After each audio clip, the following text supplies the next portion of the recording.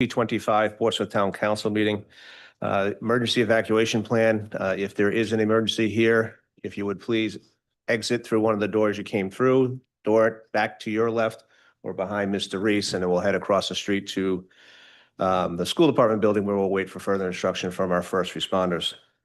If you'd all please now join me for a pledge of allegiance and a moment of silence for the lives that we lost this weekend of our 15-year-old young lady here in Portsmouth and also the 3 other people who were injured in the tragic events.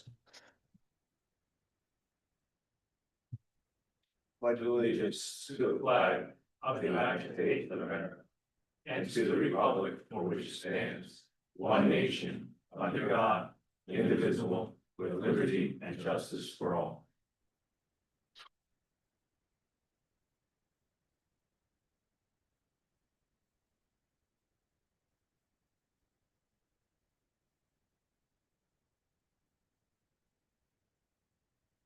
Thank you, everyone.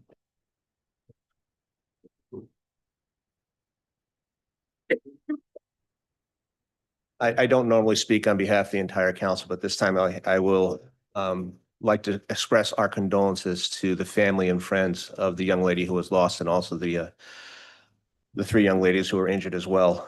At events like this, there's no easy way to say you're sorry, but we are going to work through this as a community and we are going to make sure that they are taken care of. We have counseling available at the high school for any student who needs it or staff. And we have counseling available for any staff here or any people who need help as well. Mr. Rayner, did you want to read a quick statement on that for us? And I'd also like to take a moment to commend our first responders who did a fantastic job getting there, assessing the scene. And if they didn't have the experience that they had, it could have been much, much worse. So thank you to all our first responders. Mr. President, Town Council, ladies and gentlemen. I'd just like to take a moment to address the tragic incident that occurred this past Saturday at the Portuguese American Citizens Club. During a graduation party, a staircase landing collapsed, resulting in the death of 1 individual and injuries to others. On behalf of the town, I want to extend our deepest condolences to the families and loved ones affected by this heartbreaking event. The town is approaching this on 2 fronts. First, we are fully supporting the Portsmouth Police Department's investigation into the incident. Second, our planning department and relevant staff have been mobilized to assemble and review all available town records related to the property, including any past permits, inspections, or construction activity. The group met this morning to begin coordinating that effort. While we do not know yet how extensive the documentation will be, especially given the age of the building, we will compile what we can and make any public records available once assembled. We will provide a further update at the next town council meeting. We are also looking into the history of the structure itself, including the construction of the exterior stair platform. We want to be clear that we are not presuming any fault or failure on the part of any individual or entity. In cases like this, the deterioration may not be visible, and hidden structural failures can occur without warning. We believe it's important to avoid speculation and instead focus on gathering the facts and ensuring public safety. Finally, I want to note that our school department and emergency management administration have activated their support network, and grief counselors have been made available to students and staff. These services will remain available in the days ahead as our community continues to process this tragedy. We ask for the public's patience and compassion as we continue to support those affected and work to understand what has happened. Thank you, Mr. Rayner. All right. Difficult to move on, but we're going to try and get through this agenda this evening. I don't know if any other counselors want to make a comment. I would be more than happy to open the floor to you. No? Okay. Just know that all of you are in our thoughts and prayers, and we hope for healing powers of the injured folks and some solace for the young lady who was killed. Madam Clerk, roll call. Mr. Gleason? Here. Ms. Blank? Here. Ms. McDowell? Here. Ms. Patton? Here. Mr. Piero? Here. Mr. Reese? Here. Mr. Hamilton? Here. Thank you, Javier. Next up, we have our consent agenda. Do we have a motion to approve as presented? So moved. Second. All those in favor? Aye. Opposed? Motion passes 7-0. Next, we have sitting as our Board of License Commissioners, we have a few peddlers license. We have Mail in UK doing business as Agora Baba Tea House, 55 Rugby Street in Cranston. Victoria Sullivan doing business as Doughboys, 150 Simmonsville Avenue in Johnston. We have a motion to approve. Move to approve. Second. All those in favor? Aye. Opposed? Motion passes 7-0. Mr. President, move to adjourn as the Board of License Commissioners. Second. All those in favor? Aye. Opposed? Motion passes 7-0. We have a lot of minutes. We have minutes from 4/14/2025 and the executive. We have minutes from 4/17/2025 in the executive, 4/21/2025 in the executive, 5/21/2025 in the executive, and 5/27/2025 in the executive. Any questions or comments or corrections on any of those minutes? Move to approve as presented. Second. All those in favor? Aye. Opposed? Motion passes 7-0. Mr. Rayner, Town Administrator's Report. Yes, Mr. President, Town Council. The Town of Portsmouth is accepting nominations for the 2025 Portsmouth Award. This annual recognition celebrates outstanding individuals, businesses, and civic organizations whose dedication and service have made a meaningful and lasting impact on the community. Nominations can be mailed or delivered to the Town Administrator Office up to close of business 2:30 p.m. on Friday, June 27th. Instructions and guidelines can be found at the News and Announcements section of the town website. Just a reminder, the public hearing regarding the proposed FY26 town budget will be held this Wednesday, June 11th, starting at 7 p.m. here in the council chamber. I'd like to remind everybody that we have two upcoming recycling events. We have first, a hard plastic collection event at the transfer station. This event is for current transfer station sticker holders and will start at 8 a.m. this coming Saturday, June 14th.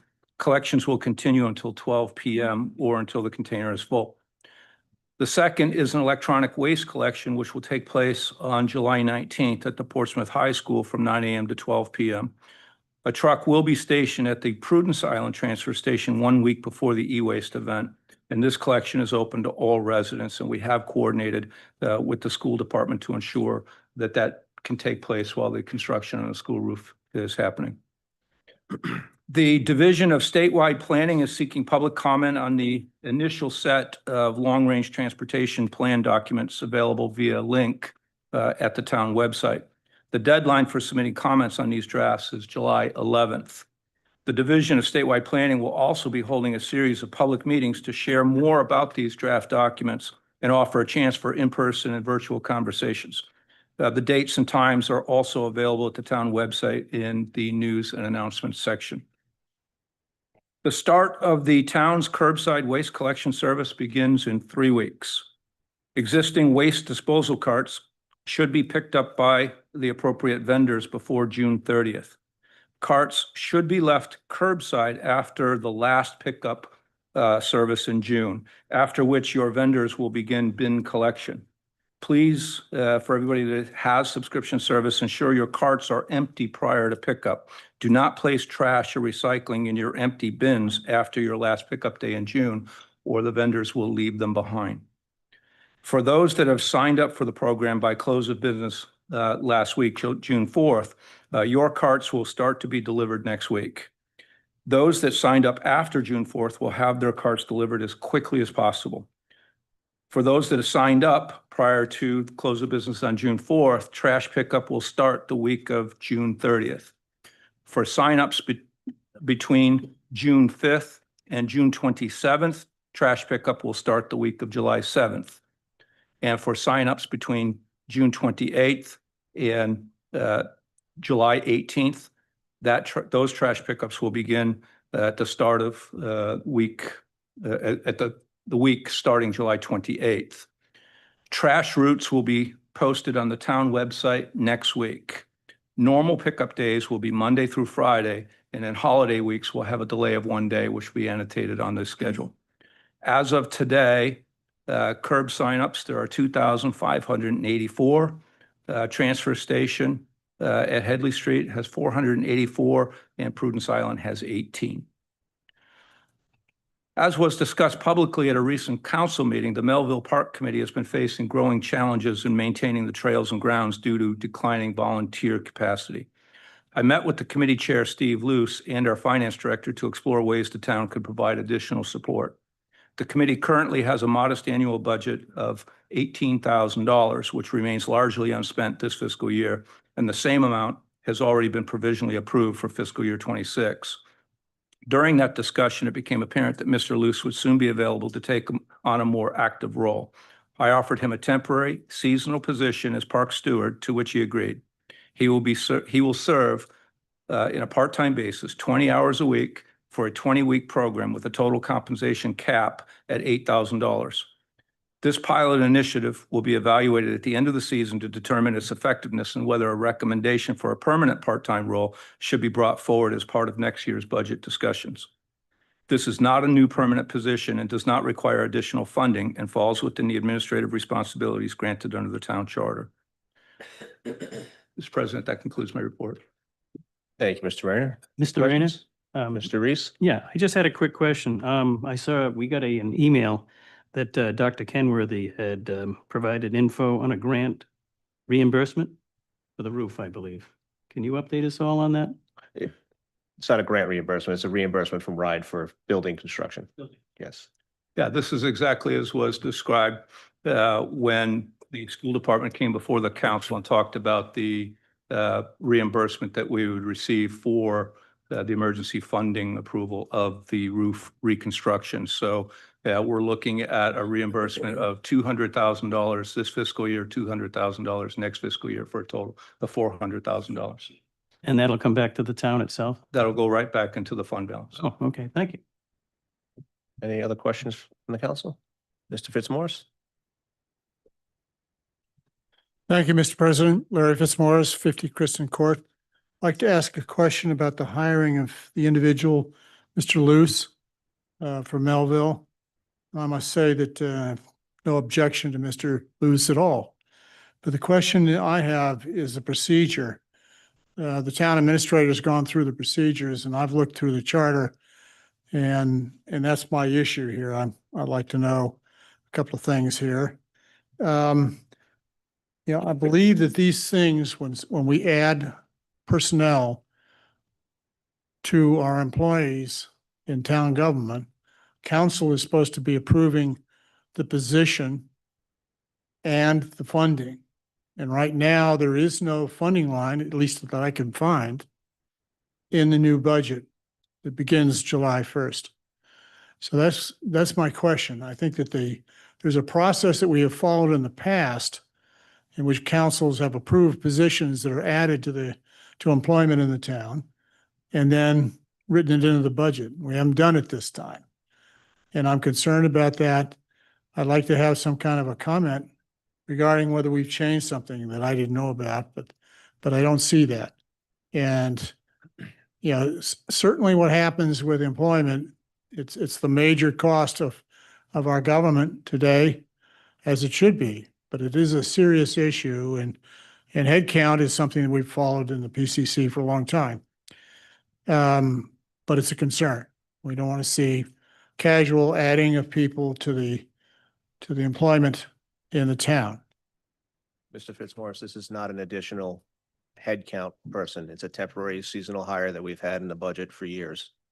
This just specifically happens to be directed at Melville Park. The funding is available in the Melville Park funding line.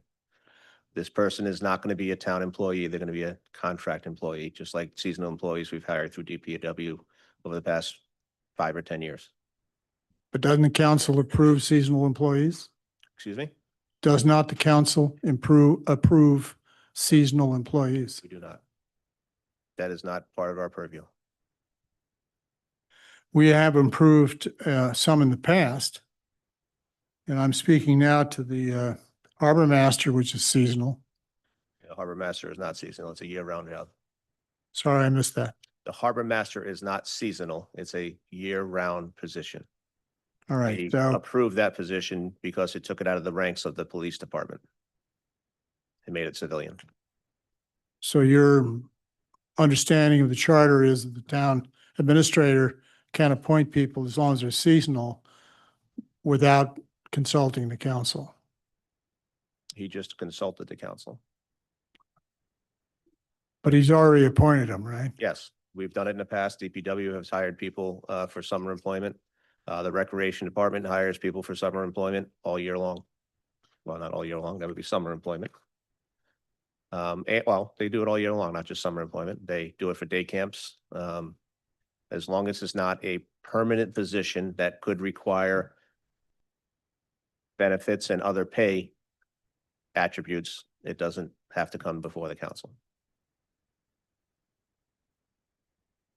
There is a line in the duties of the town administrator in the town charter that I'd quote to the council. Maybe there's other things that are relevant as well. But is subparagraph E under duties to recommend the establishment of new or combining of existing offices, agencies, or departments to the town council. End of that subparagraph. That strikes me as something that requires notification of the council and approval. So I see we're in disagreement here. Thank you. This is a temporary seasonal employee who's going to report to the DPW like we've had temporary seasonal employees for the past 5 or 10 years to help out with trail maintenance specifically at Melville Park. It's a pilot program to see if it does work. But the Melville charter Park does is a not beast. exempt, sorry. Charter doesn't seem to exempt seasonal employees to my reading. It doesn't also specifically spell out that seasonal employees have to be confirmed by the council. Past practice would say that we do not have to approve a seasonal employee. Thank you.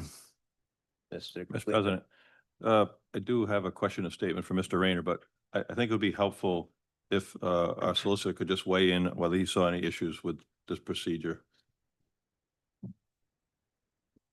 You're asking in terms of the specifics of this hire? Well, he just mentioned the statement to recommend the establishment of new or the combining of existing offices, agencies, or departments. I don't personally see them as being new. You know, I see it as a temporary summer position. Yeah, no, so to speak. I agree. And I think both Mr. Rayner and the council president have indicated that this person will be essentially at the direction of the Department of Public Works, an existing department under an existing committee, the Melville Park Committee, or maybe with some guidance from that committee. So I don't think the charter provision Mr. Fitzmaurice just read applies to this particular hire. I understand the concept that if this does become something different in next year's budget, then obviously you want to direct that line item, describe it properly, get the council approval in the budget process, do all those things. But I did consult with Mr. Rayner in advance of this or regarding this. And I think he was correct legally in that this is no different than hiring a lifeguard or whatever else you might hire during the course of the summer. It would be also, I would feel it would be inoperable to bring those in front of the council every time a 16-year-old decided he was going to go backpacking for 3 weeks and not, finish his summer job, right? So, I think that sort of flexibility is intentional and is probably good, good policy. Sure. Thank you. One other question. Would it be permissible, well, first off, I think Steve Luce has a lot of energy and he's the right guy for this position. As it's been stated, there has been some aging out in that committee and amongst all of us in Portsmouth to some degree. I'll speak for myself. But would it be allowable for him to remain as the chair or a member of that committee and still do this as a part-time position, in your opinion? I didn't look at it, that question wasn't asked to me, so I didn't look at it that way. I did, my first concern was, well, is there some sort of revolving door provision that might apply to a committee member, and finding none, I didn't go back and ask that follow-up question. I guess, without having the charter in front of me, I would probably say that,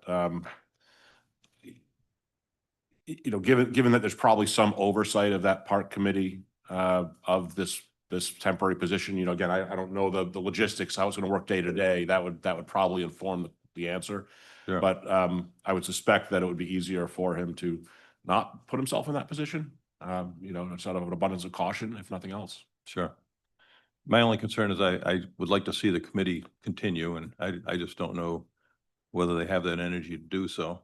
Yeah. I mean, we could table it till the next meeting if the council felt like we needed to further delve into that position. You're referencing tabling the resignation, the acceptance of the Yes. resignation? Yeah. I mean, are you ready to put them to work next week, Mr. Rayner, kind of thing? That's HR. When does he start this? Okay. We could also, if the solicitor reviews and says that he could be, I would Okay, that's, I would stay with staying away from the gray areas that the Ethics Commission likes to talk about. Yep. But if he were to come back with an opinion that he could stay on as, he could just be reappointed. And that might be the That sounds- most cautious path that would be sounds a to great idea. get a job description that we could send to the Ethics Commission and just ask the question. Sure. Thank you. Mr. Green? Oh, the other question I had, Mr. Rayner, what type of products will he be getting into the aeration on the ponds? Is that out of his scope, or are we just talking about invasive That's species? being handled by another member, a couple members of the committee. He's going to be concentrated on vegetation and trail maintenance. Okay, thanks. Mr. Green? Tom Grebe, 110 Thayer Drive. I've got some questions about the liability and disability insurance. Is he responsible for that himself, or is that under the town? And is the town withholding taxes and so forth from his pay, or as I think was said, he is truly a contractor providing his own insurance, and you're paying him by a 1099? Correct. He's a contract employee. He's being paid via 1099. He's a 1099 employee. Okay, the liability insurance concerns me then. Have you checked that he has, because he may be cutting down trees, certainly he's cutting down brush and so forth that other people may be around. Is there a liability insurance in place? We do have trust insurance, and this is no different than what he's been doing for the last 10 years. He's already been doing that. The entire committee of volunteers has been cutting trees and doing maintenance in that area for as long as there's been a Melville Park committee. Okay, I understood that, but as a contractor, they normally supply their own insurance, which just wanted to make sure that that was covered, a liability insurance. We can ask him the question. He asked for the job. We'll ask him the question. He's not covered under. Get covered as a contracted. Yep. But we'll get you a firm answer in the morning. Very good, thanks. All right, next up, we have resignations and appointments. We have two resignations, one for Mr. Luce from the Melville Park Committee and also for Mr. Donahue from the Board of Canvassers. Motion to receive with regret? Second. All those in favor? Aye. Opposed? Motion passes 7-0. We have a reappointment for Ms. Spencer for the Conservation Commission. Motion to approve the reappointment of John Spencer? Second. All those in favor? Aye. Opposed? Motion passes 7-0. And then we have one vacancy of the Parks and Recreation Committee. And we have two applicants, Mr. Kitzmiller and Mr. Dubay. The council have a. Motion to approve Mr. Kitzmiller? Second. All those in favor? Just a question. In these appointments, like for committees, we have on some put it out and on other, for new appointments and others not. Should we have a consistency, whether it be hold the applications on file and the ones that are there, then we draw from that? Or should we put it out for a week and see, even if the people who have applied still want to apply? I just think we should have a consistent way of filling vacancies, new vacancies on our committees. I mean, The committee people have been coming in and sharing what they've been doing, and it's been great. And I'd just like to make sure that opportunities are there for whomever wants to apply when an opening is there. Does you understand what I'm I understand what you're going, saying. where I'm going? Not with this particular appointment, because we did advertise twice. And the person who resigned was only at 1 or 2 meetings. So I think it behooves us to get somebody in place who's already shown that they are interested in the position, because they've applied twice. Mr. Hamilton, also, when you went through 2 previous ones with Parks and Rec, you said you would hold on to them to continue on. In the past, we've just, if there's a vacancy come up, we've advertised it again, just for people. But because you specifically said that you would hold on to those, that's why they were submitted the way they were submitted.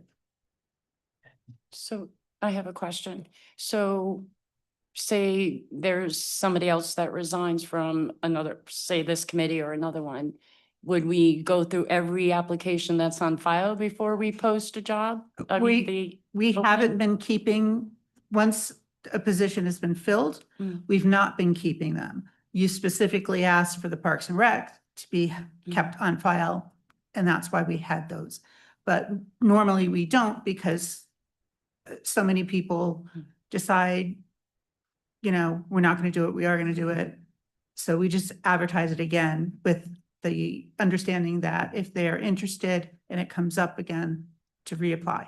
So after this appointment, it'll be posted like regular for Correct. all the other ones? Mhm. Okay, thank you. Any further questions? All those in favor of the appointment of Mr. Kitzmiller to the Parks and Recreation Committee? Aye. Opposed? Motion passes 7-0. On to new business. We have update on improvements to the very bumpy Mount Hope Bridge.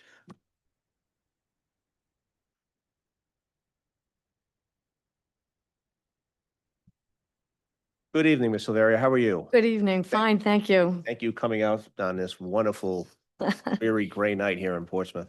Happy to be here. I think actually that I had reached out to both the town of Portsmouth and the town of Bristol several months ago, and right around the same time that I was reaching out, asking to come and visit with all of you and to meet you and introduce us to you. And at the same time, you were asking for us to come and see you. So we're glad to be here. I am Lori Karen Silvera. I'm the Executive Director of the Rhode Island Turnpike and Bridge Authority. With me is Eric Seabury. He's the Director of Engineering for the Rhode Island Turnpike and Bridge Authority.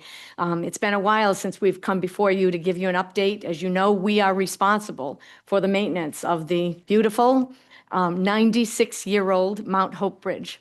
So we are here to just to update you on what we are doing. The first thing, you know, as you know, we're well aware that rideability is the word of the day. I travel the bridge quite a bit, so I'm always looking at it as I'm traveling it. So we certainly know that it needs some work in terms of rideability. I'll let my Director of Engineering speak to the specifics, but I just want to go over with you sort of an overview of what our plans are, and then I'll let Eric fill in some of the details. The first thing that we'll be doing in the months ahead is an overlay of the deck surface on the Mount Hope Bridge. We have bids in hand. We have received, we're encouraged, we are ready to go. It will take place in the months ahead. We have in recent weeks, we have met with police and fire and the town managers from both Bristol and Portsmouth to discuss the logistics of how we will get this done. We're aware that, of course, there will be some inconvenience for motorists. When you work on a bridge, sometimes you have to stop traffic for a period of time. When we do this work, any closure that we have to do of the bridge will be as brief as possible. There will be as much notice. There'll be plenty of notice of what we're going to do. Obviously, it's summertime. We normally don't like to do work in the summer because it is New England and it is this beautiful Quidneck Island and East Bay area. And so we try not to do too much work in the summertime. We certainly would not do work before July 4th. We heard that loud and clear at our meeting with police, fire, town managers, and we would not do that. But unless, of course, we do what we have to do. Let me make that clear. We do what we have to do. So it would be after the 4th of July. We did discuss different dates, and we hope that by we will reach consensus as to when is the best time and when we would inconvenience the residents and the businesses the least. So that's our plan. The second thing that we would do is we came to see you a few years ago about dehumidification, which is still a relatively new concept for suspension bridges. As you know, the main cables are made up of many wires, fine wires. The goal is to dehumidify those cables and those wires to prevent further corrosion of the wires within the cables. We've done all the preparatory work for the dehumidification. You'll remember that we did cable airflow testing in spring of 23 in spring of 24. And we promised that we would be done before the Roger Williams commencement, and we were done before the Roger Williams commencement. In fact, we actually had a little bit of extra time. So we used that time to do some additional work that we knew needed to be done at the Mount Hope Bridge, and that was lengthening of the scuppers on the bridges, on the Mount Hope Bridge. So we try to use our time wisely, and also to be mindful of deadlines and promises that we've made.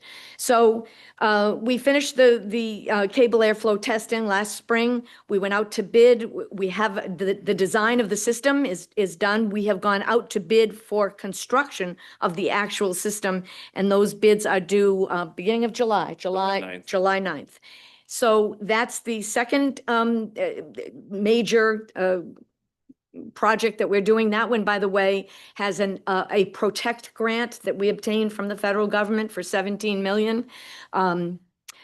Obviously, we keep our fingers crossed and hope that money is going to be available to us to help us with the dehumidification. The third, of course, is a complete replacement of the deck. The overlay that we'll do in the months ahead is an interim measure. We know that the bridge needs a complete deck replacement. That is in our capital plan. We do have an RFQ, a request for qualifications, out for a consultant. That probably is in the 5-year range, the complete replacement of the deck. And so those are the three things that I just wanted to bring to your attention as the major things that we are doing. I'm happy to have Eric is here, obviously, to talk about any questions you may have about any of the projects that we're doing. Thank you. Thank you. You want to go into the technical stuff of how you're going to do this, or? On the overlay? Yeah. Sure. We're just going to scrape off an inch or two and lay down some new asphalt? Kind of. Okay. So yeah, we will do a process called micro grinding first. As many of you know, it's been chip sealed several times over the years. So there's a buildup of additional material there that's also contributing, besides the potholes that it has, it's also contributing to the roughness of the ride. So we'll come in with a micro grinding machine, take off between 1/2 and 3/4 of an inch of the top material. We know that we'll be left with a very rough riding surface after that. So it will not be open to traffic, obviously, while we mill, because they will have to go back and do cleanup and probably perform some patching. The final process after it's all cleaned up and patched is a process that Massachusetts has been using, and we did some research into it, and it looks very promising for this application. It's called ultra-thin bonded overlay. It's a special paving machine that comes in with a polymer-based asphalt material, very fine aggregate, and it lays it down. It'll fill in all of the irregularities in the bridge, and it'll leave a nice screeded level surface that will get rolled out just like you would see paving of a normal road.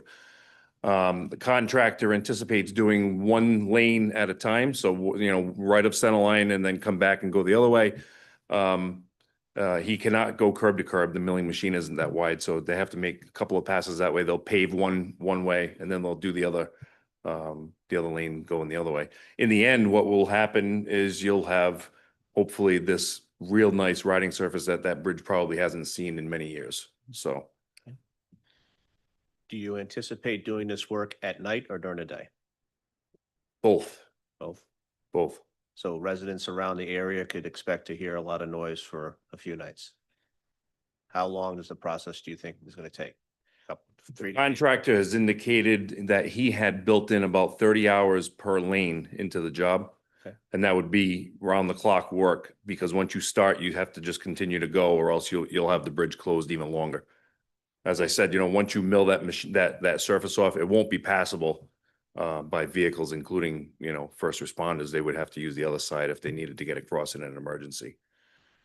So is the anticipation that we're going to do one side and leave the other side open for passable traffic? Or are we talking about closing the bridge completely for 3 days?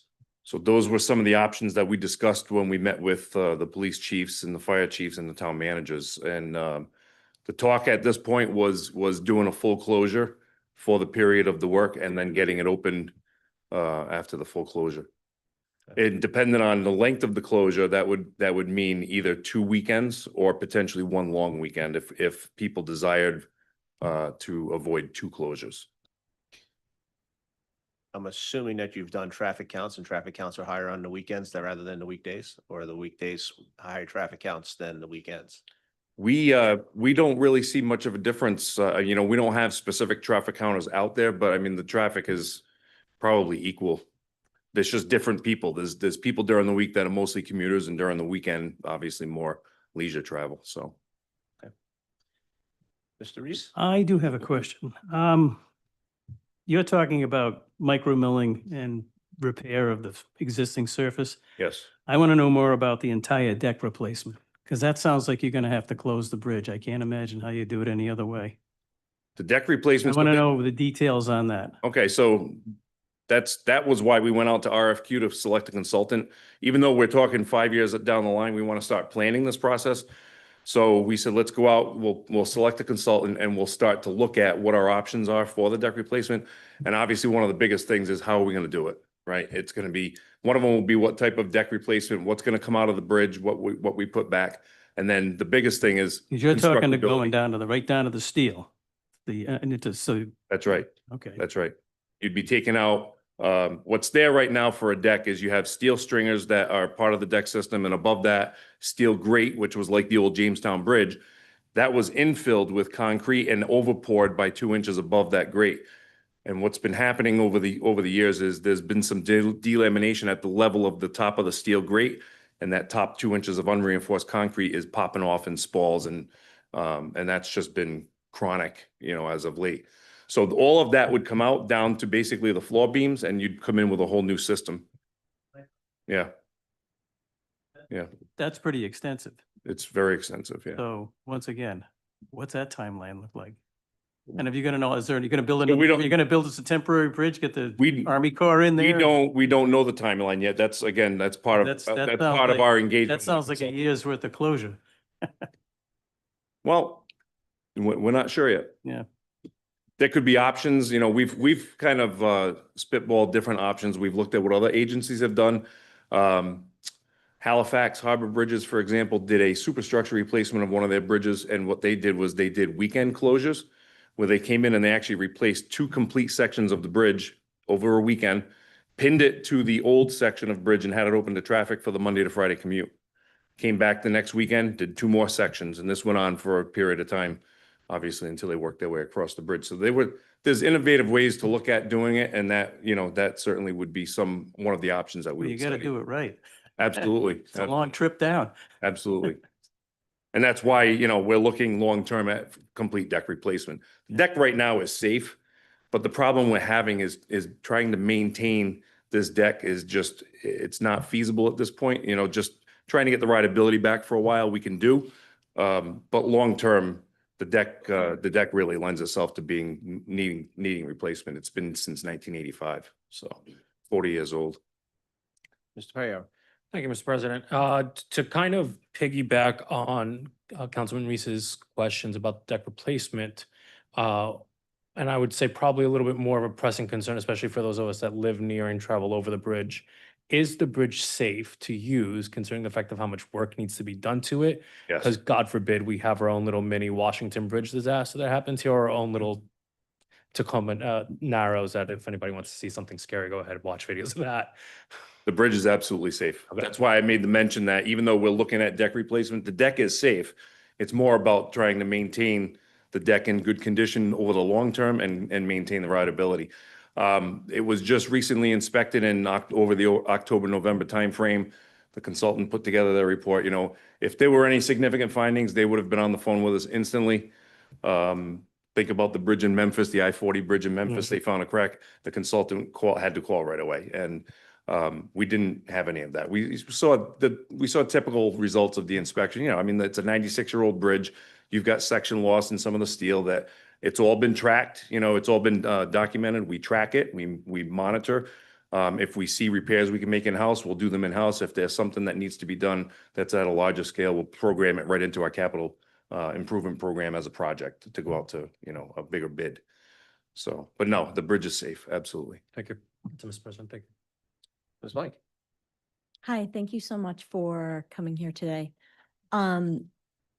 With the traffic right now that does use that bridge, both for tourism and for getting to work for the Monday to Friday crowd, is there an option of doing night work and leaving one lane open so that it would be delayed, but like at all points, we could keep the bridge open to mill one side and then? So there was an option that we discussed that would not be necessarily night work. It would still be round the clock work and would leave one side of the bridge open. When we talked about the logistics of having to maintain traffic, there would be two ways you could maintain traffic, and the feasibility is where the discussion is. One idea is you could alternate traffic. The problem is you're alternating traffic over the entire bridge. It's not a short closure. It's a closure of an entire lane from one end to the other. So the queuing of traffic on either side of the bridge would be completely unwieldy, most notably on this side because of the five-way intersection that's right there off the bridge. You'd be blocking the road terribly. So the other discussion was, could we shut the bridge down on one side and leave it open one direction only on one weekend, and then flip-flop and do the other direction another weekend? And then we talked about, you know, the logistics of that. How would we communicate that out? Would everybody understand that concept, or would people continue to show up to the bridge and expect to be able to go over, but they can't? Now, where do they go? Are they turning around, doing a U-turn, creating traffic? So all of these discussions led us to maybe the best option is full closure, tear the Band-Aid off, get the work done, get it open, clean and done. If it was a full closure, would you be working 24 hours a day? Yes. Yes. But only for a couple of days, essentially. I just want to make sure that there's not downtime while the bridge is not in use. No. And then question on the self-leveling of that, I assume an epoxy. It's a polymer-based asphalt material. I recognize how that would work on a road, but on a bridge that most of it is not flat. How viscous is it? That would it be running and not, if it is a very thin layer, and if it's viscous and sliding down, concerns of long-term? It's basically the consistency of normal asphalt. It's just that the mix is slightly different. Instead of asphaltic based oils and whatnot, it's a polymer base. Okay, so similar. So it would similar actually to asphalt. It would fill in undulations and any, holes in the bridge. And then, like I said, at the top side, there's a controlled screed basically that screeds it out even. And then in the end, it gets rolled out and compacted. So in the end, you have a flat surface. Thank you. Yeah. Well, one last question. You had discussed dehumidifying the cables. Can you expand on that from a technology point of view? Is that putting an epoxy on them? You want me to- We always laugh when we come to this point because I always call it an air conditioning system for a suspension bridge. So that's the layperson's term. In other words, you're blowing air constantly into the main cables, which is that beautiful cable that you see on the bridge. You're blowing air in and Through it's the center? it's dehumidifying all the wires inside. So that system is an air conditioning, it literally is conditioning the air inside the cables and it would run constantly. That's how it works, Blowing air through the center? blowing air through the cable So- and the anchorages. It has to, the whole cable gets unwrapped. I'll just go through the process so you can kind of visualize what'll happen. It takes a while to get the system running. The entire cable gets unwrapped from end to end. As part of the design, we did a cable airflow test, and what that does, and it's especially important in an older cable where you've got maybe some old oils in the cable plugging up some of the holes and the pores in the cables. We needed to know how far we could pass air before we didn't get any more air out. And the second thing we needed to know was what's the volume of air we can push through that length as well, because you want so many air changes per hour in order for the system to be effective.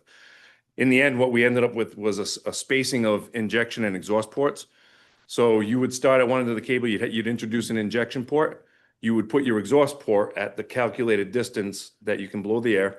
You'd also introduce another injection port from there, go to the next exhaust port. So along the cable, you'll have a series of injection and exhaust ports, piping that will run up the suspender cables that supply the air.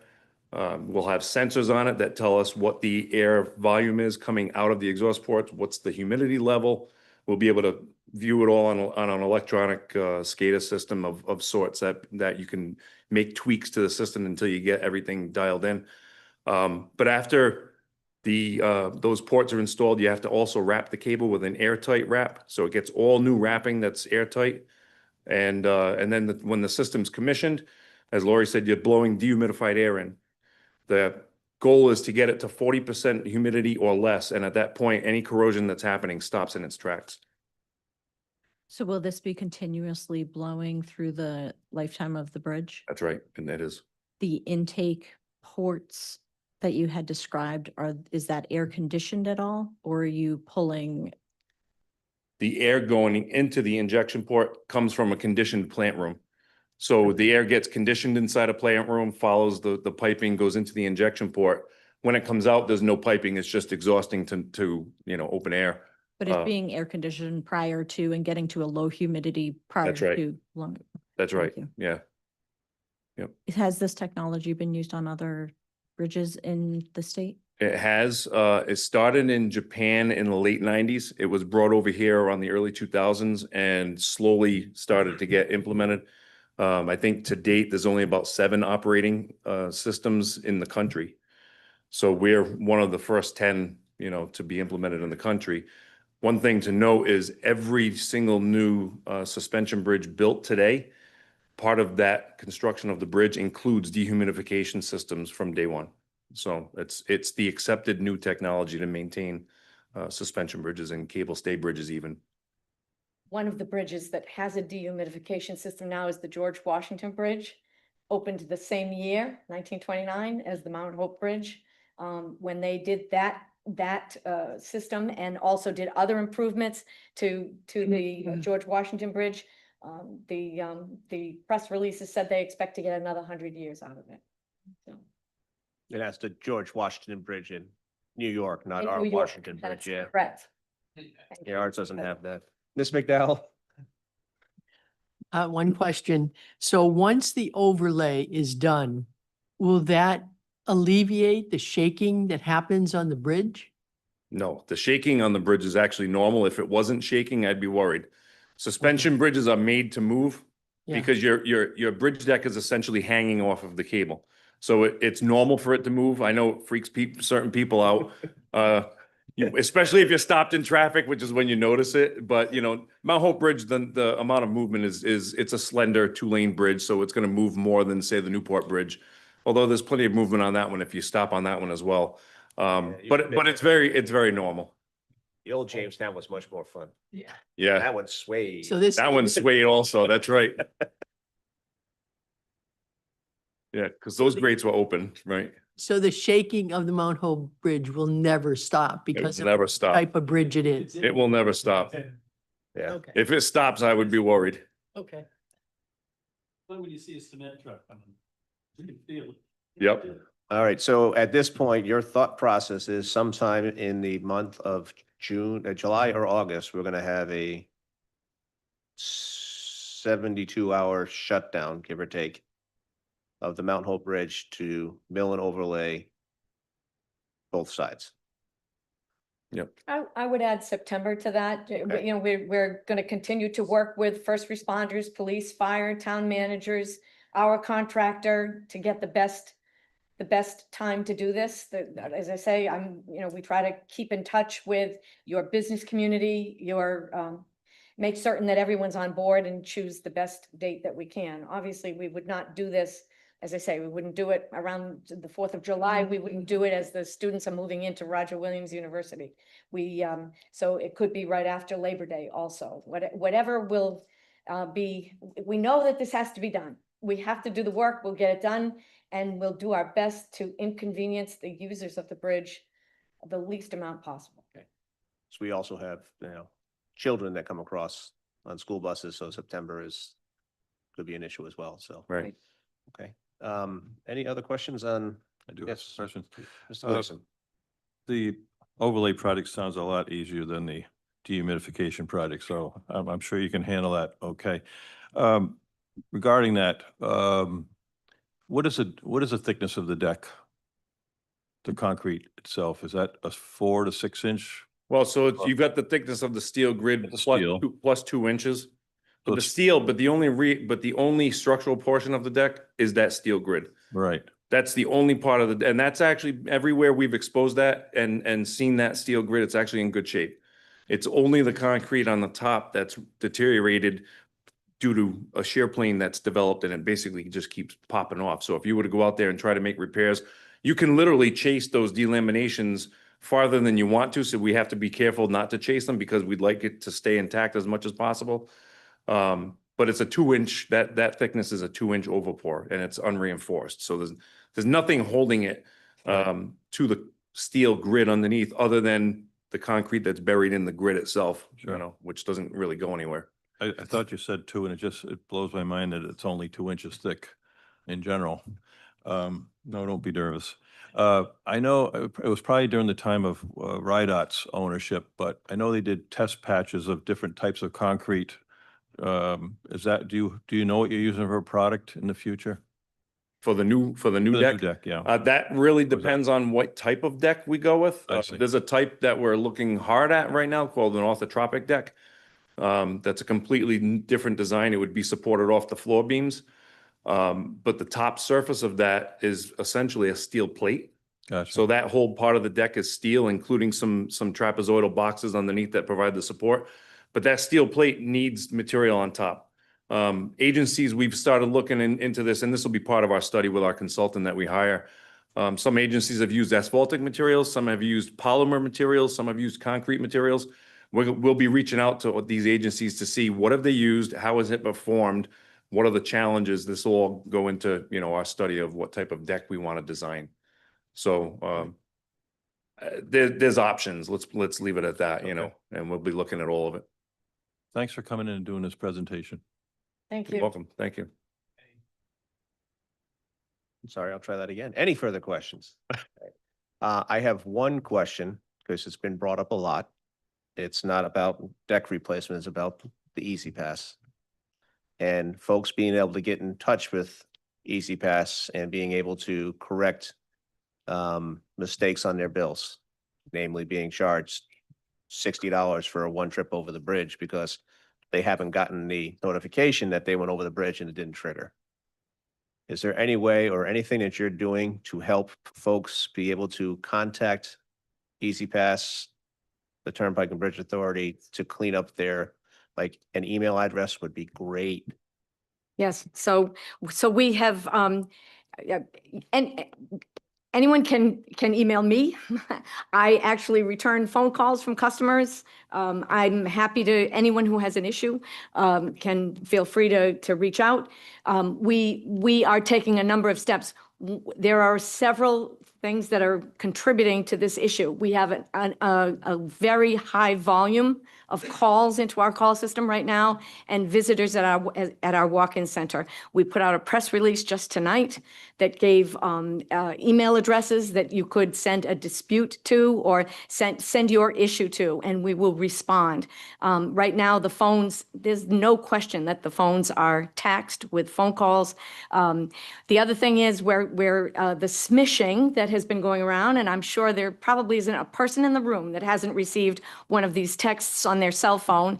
They are random. They have nothing to do with a breach at the Turnpike and Bridge Authority. They are being sent randomly, even to cell phones of people that don't have cars, certainly that don't have Easy Pass accounts.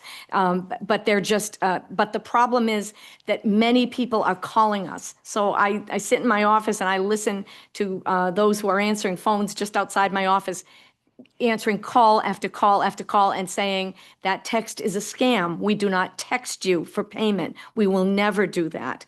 And so instead of being available for the substantive issues that you've mentioned, maybe there's something wrong with the Easy Pass account. A credit card is no longer on the account. I need to put a new credit card. I need to put a new vehicle on my account. I have a teenager driving. I need to order a new transponder. I think my transponder battery might be dying. All of those things. And instead of the customer service reps being available to answer all those questions, they're saying it's a scam. It's a scam. Those texts you're receiving are scams. So that is one of the problems. The other thing I sort of mixed into that answer was the transponders. They currently have a lithium battery. By the maybe in the years ahead, the technology will improve and you won't see a lithium battery in your transponder anymore. There'll be different technology. But right now all of a sudden we have many people who have transponders that were purchased in 2008, 2009 when they were first available. And the transponder battery is dying. You've gotten your money's worth if you have one from 2008.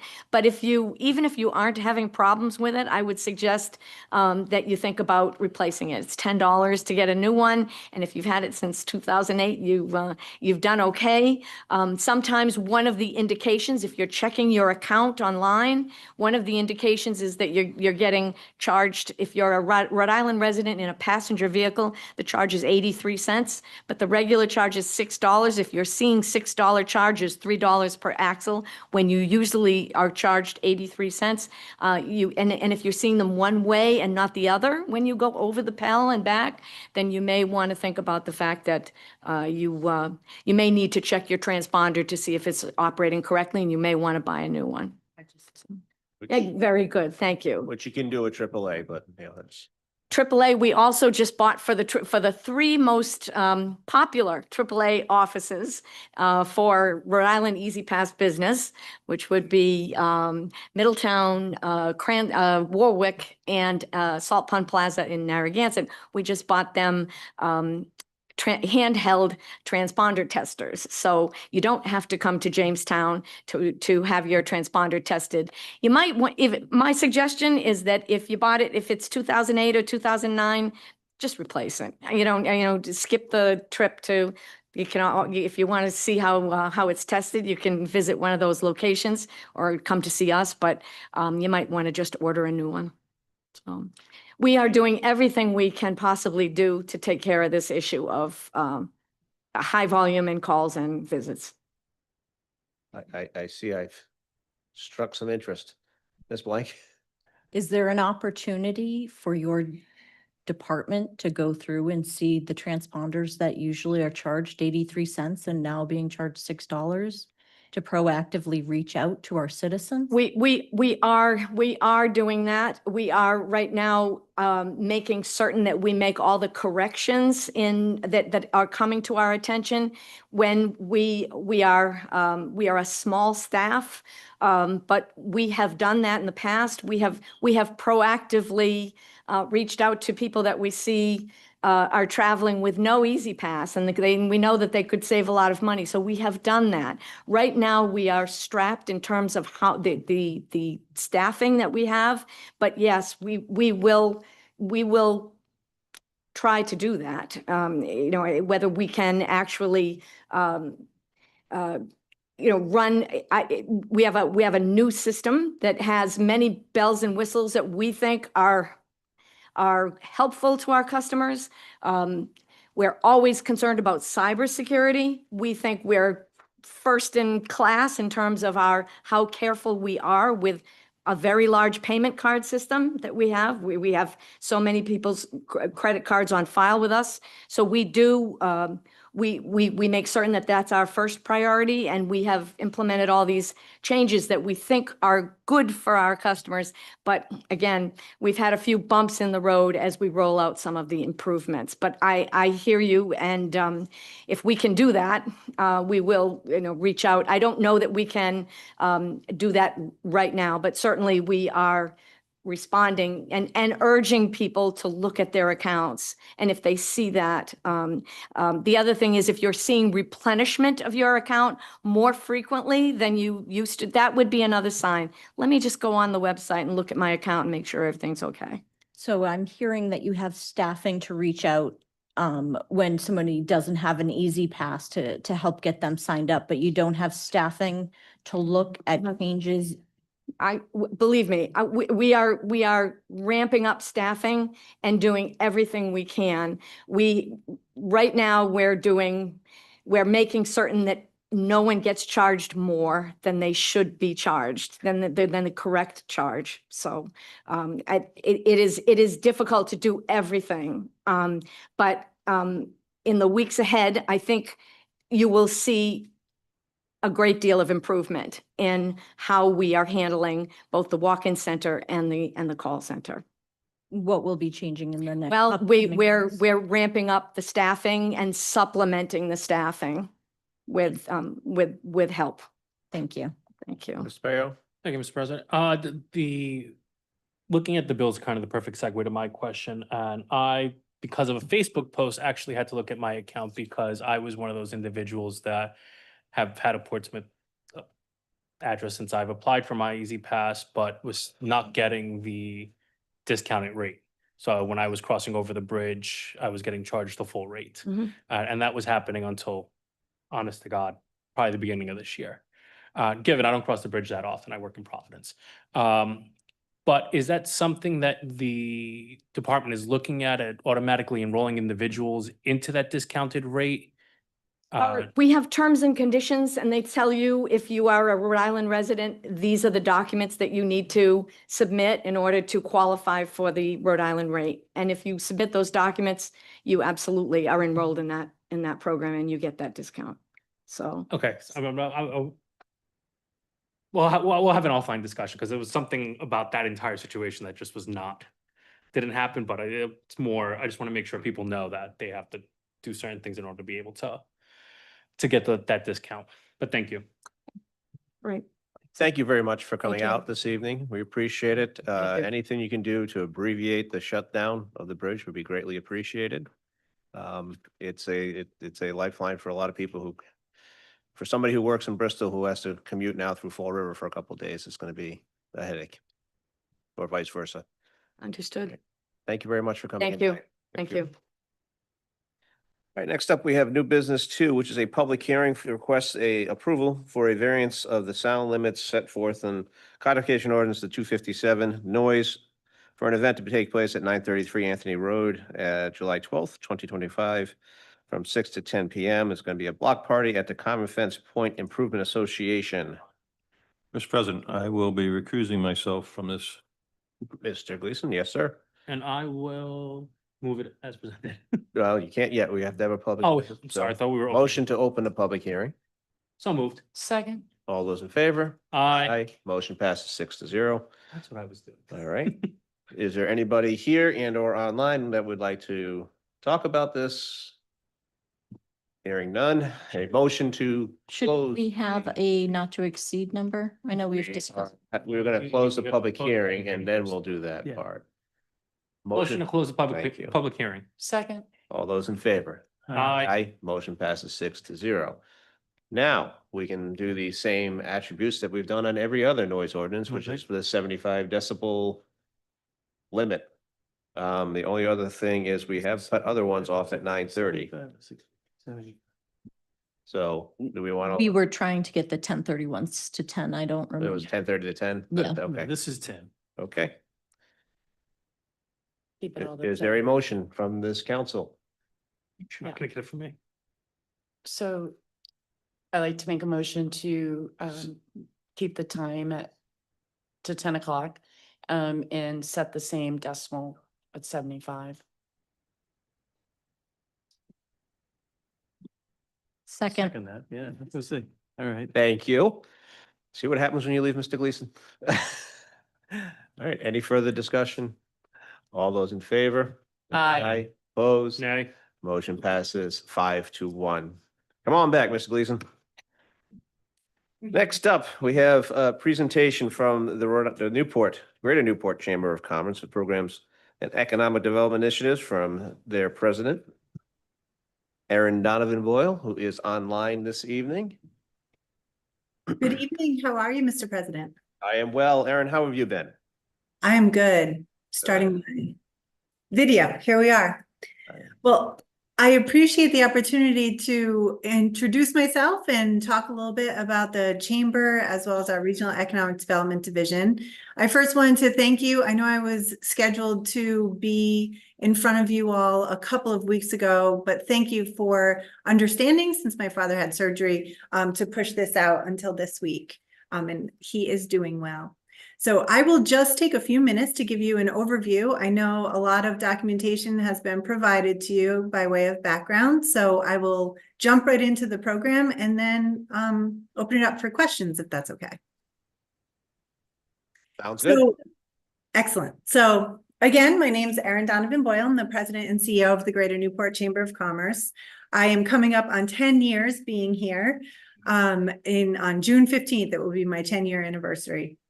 And since I have taken over here, we've implemented quite a few changes.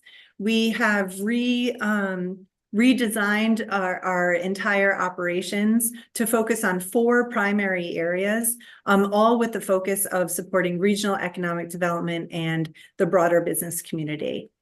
Our 4 individual pillars that we focus all of our programming around will be outlined right here. So first, our Enhance Greater Newport initiative is specifically related to the different types of opportunities, programs, workshops that we offer to our broader business community. As you all know, we represent all of Newport County, so all of the communities within, as well as all of the businesses that are within the area. We have just under 900 members of the organization, again, from solopreneurs to mid-sized companies to larger companies, spanning the whole region, as well as different types of sectors. So every type of business is encouraged to participate. We have 34 board members and volunteers from every community that participate in our events. We have over 100 events that we offer. So because we have such a diverse membership, we offer a variety of options for people. We have professional development programs. We have partnerships with the Small Business Administration, the Small Business Development Center, CWE to offer technical assistance supports and programs to various different businesses, as well as lots of networking and various event series types of programs. Our event series are unique because we target specific types of sectors or individuals who are members of the organization. So for example, we have a nonprofit leadership circle, which is meets every other month. We have a facilitated conversation on specific issues impacting the nonprofit sector. We just launched that this year. It's been very successful so far. But we do represent overall about 70 nonprofit organizations. So that sector is extremely important to us. We also have our Women's Network and various women in business events. We have emerging leaders events, which is actually sponsored by Rail Explorer. So we have quite a few events out there in Portsmouth, as well as a number of other different types of events related to public policy and economic updates.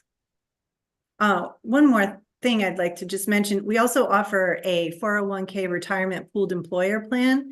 So this is an opportunity for our member businesses to enter into a retirement plan that we set up for them as a third-party pooled employer plan. It presents a good opportunity, particularly for those small businesses who haven't created a program on their own, but are looking to both retain and attract employees in this competitive market that we have. And then various marketing and advertising opportunities and communications. The next component is our advocate pillar.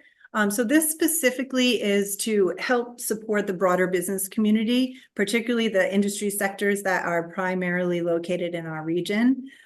We work with other organizations like the Chamber Coalition, the Rhode Island Business Association, all to lobby at the state level, some at the federal as well, but in particular, keeping an eye out on issues that are adversely impacting the broader business community. We have regular government affairs committee meetings where we invite elected officials to come in and present to our membership, as well as a municipal liaison meeting or municipal liaisons from each of the towns to meet with the full board on a quarterly basis. Our politics and pancakes events are also super engaging, held at the Pell Center, but with statewide officials, federal, and so forth. Innovate. So our innovation pillar is focused on innovation and entrepreneurship. You are all probably familiar with Innovate Newport, which is a partnership between the Chamber and the City of Newport, where we renovated a historical school that was offline and turned it into an innovation center. We have full-time tenants here, as well as co-work opportunities, but it's also a center where we have a ton of activities. So we have lots of business networking events, we have board meetings, we have community-wide events, all focused on supporting the broader business community and the diversification of the local economy. In addition to that, we have developed programming, some that are held at Innovate Newport, but some that are outside of the building and even outside of our region. So we have a Grow Blue event that's taking place in Westerly, just coming up on June 18th. What's exciting about that is it's an opportunity for us to sort of wave our flag and say, these are the level of activities that are taking place in the broader Newport region, as well as our primary sectors. So showcasing to other parts of the state what we actually have going on here from a regional perspective. Additionally, we support different programs with international conversations around research and development of different technologies, venture investments, and innovative business models. So we have business plan competitions, quite a variety of offerings. And then the last piece is where I want to spend most of our time is our Connect Greater Newport initiative. This is the fourth pillar of the organization. As you all know, Portsmouth is a part of this regional economic development division and has been since 2019. It's a public-private partnership where all of the communities throughout Newport and Bristol counties contribute resources, as well as time and effort related to regional economic development. So we have 40 plus stakeholders that meet as part of the advisory board, again, representing the different municipalities, some private leading, larger institutions, primarily on Aquinic Island, as well as academic institutions, and then the various different sectors. We have a robust business outreach program. So we have a full-time staff person dedicated to reaching out to businesses for a BRE program, so business retention and expansion, really just having their ear to the ground and understanding the needs of the local business community, and then trying to be responsive, not only helping them navigate whether it's local government, state government, permitting processes, or whatever it may be, but also to implement strategies, technical assistance programs, engage resources outside of the region to bring them into the region and offer it to our local business community. In addition to our regular year-round business outreach program, we also have a business survey that we conduct on an annual basis of all different sectors and all different types of businesses, as well as our business walk. The business walk for 2025 is scheduled on October 24th. We encourage council members, legislators, public officials to participate in this program. It's an opportunity where we send out a group of interviewers to a various number of different businesses to gauge how they are doing. It's a great opportunity to connect leadership with the entrepreneur or the business owner, while also taking away what some of the needs are and also some of the attributes of the region and how things are going. So it presents a great opportunity to really just improve the broader business climate in the region. This is an exciting thing. We've been doing it since 2019. We took 1 year off because of COVID. But since then, we pull that coupled with the business survey together in an economic pulse report that we produce at the end of each year, which I supplied to the 2024 report as well. So this is, we also have a list of all of the participants, which was included in your packet. So I won't dive in. One new program that I'll highlight, and then I'll turn over to you for any questions that you may have, is our the Network Innovation Grant that we just recently received, well, a year ago from the Commerce Corporation. It was in the tune of about $100,000. But what we were able to do was launch a soft landing program. So for those businesses or divisions that are looking to establish a presence in the region, we have an opportunity to offer them a soft landing. So it's a partnership with our Blue Venture Forum, with RIHub, with Commerce RI, and so forth, really to hold the hand of those businesses who are looking to come into the region. So that's part of our attraction program, which is new to the BRE. But I'm excited to say that it is underway, and all, more information can be found on our website. Over the course of the years, we've also leveraged this general operations that I just outlined to receive additional funding dollars.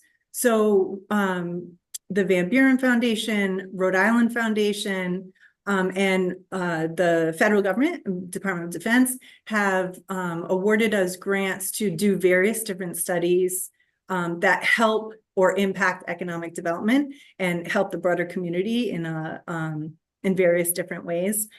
Some of the examples are the broadband study that we conducted and then supplied that information to the state of Rhode Island, which then laid the foundation for their work related to the federal dollars with regard to digital equity and broadband, and the BEAD program to bring dollars into the state of Rhode Island. We also recently produced a housing report where it articulated how housing or how the workforce is being impacted by the housing situation across the island and throughout Newport and Bristol counties. And then we are currently working in conjunction with the communities in Naval Station Newport on the land use planning grant that was awarded by the Department of Defense for various different components, including transportation, sewer and water, and then land use, all, in an effort to collaborate efforts amongst the various different communities, but then also to leverage additional federal dollars for infrastructure implementation down the line. Excuse me. So that is my brief presentation. I'm happy to take any questions that you may have. And again, I hope you all received the documentation that I submitted a couple of weeks ago. We do have it. Thank you very much, Aaron. Any questions from counselors? Mr. Reese? Yes, I do have a question. Portsmouth may be a little different. Only about 10% of our tax base is from businesses.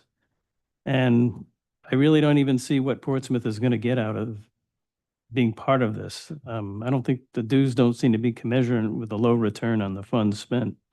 So what does Portsmouth actually get being way out here? Well, while you may have a small amount of commercial properties and businesses, they are important to your local economy. So the services that we provide help to support them. I would also say many of your residents have jobs as well. And so us supporting them and their career opportunities, upward mobility, all impact the broader quality of life of Portsmouth. Any other questions? Mr. Gleason? I'm not sure if I have the right term here, but you talked about doing a business walk. Is that something you do currently or Yeah. recently in the town of Portsmouth? Yes, so we do it annually, and it's all across the various different communities. Last year, we had 20 businesses participate in our business walk in November of 24. Thank you. And we do have it planned for October 24th of this year as well. Portsmouth is usually, your businesses are very engaged. Any other questions from councilors? Mr. Grieve?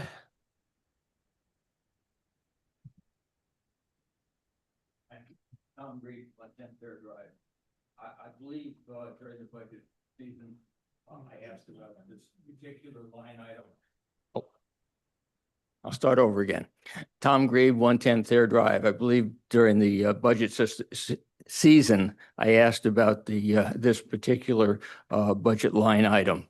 I opposed Portsmouth directly funding the chamber membership with taxpayer dollars for several key reasons. The Chamber of Commerce is a private organization that first and foremost exists to advocate for and promote the interests of businesses, not the interests of residents or the municipality as a whole. It's worth noting here that, and Mr. Reese is somewhat right, it's worth noting here that well over 90% of Portsmouth's tax revenue comes from our residents. Much of our commercial tax base is apartment complexes, senior living facilities, et cetera. They ultimately draw their income from resident rent payments. That means residents are carrying the vast majority of the town's tax burden, whether as homeowners or renters. The second reason is the Chamber is a membership organization and is supported through membership dues. If additional funding is needed, it should be sought from the businesses that benefit directly, not from a public treasury, especially when the vast majority of taxpayers see no direct return on that investment. And third, accountability and transparency. Can I stop you there for a quick second? Sure. Have you done a study that shows that the vast majority of residents don't see any return on the investment in terms of the $13,000 that is our dues to the Newport Chamber of Commerce? The answer is I have done a research into that, and I weasel worded it and said direct return.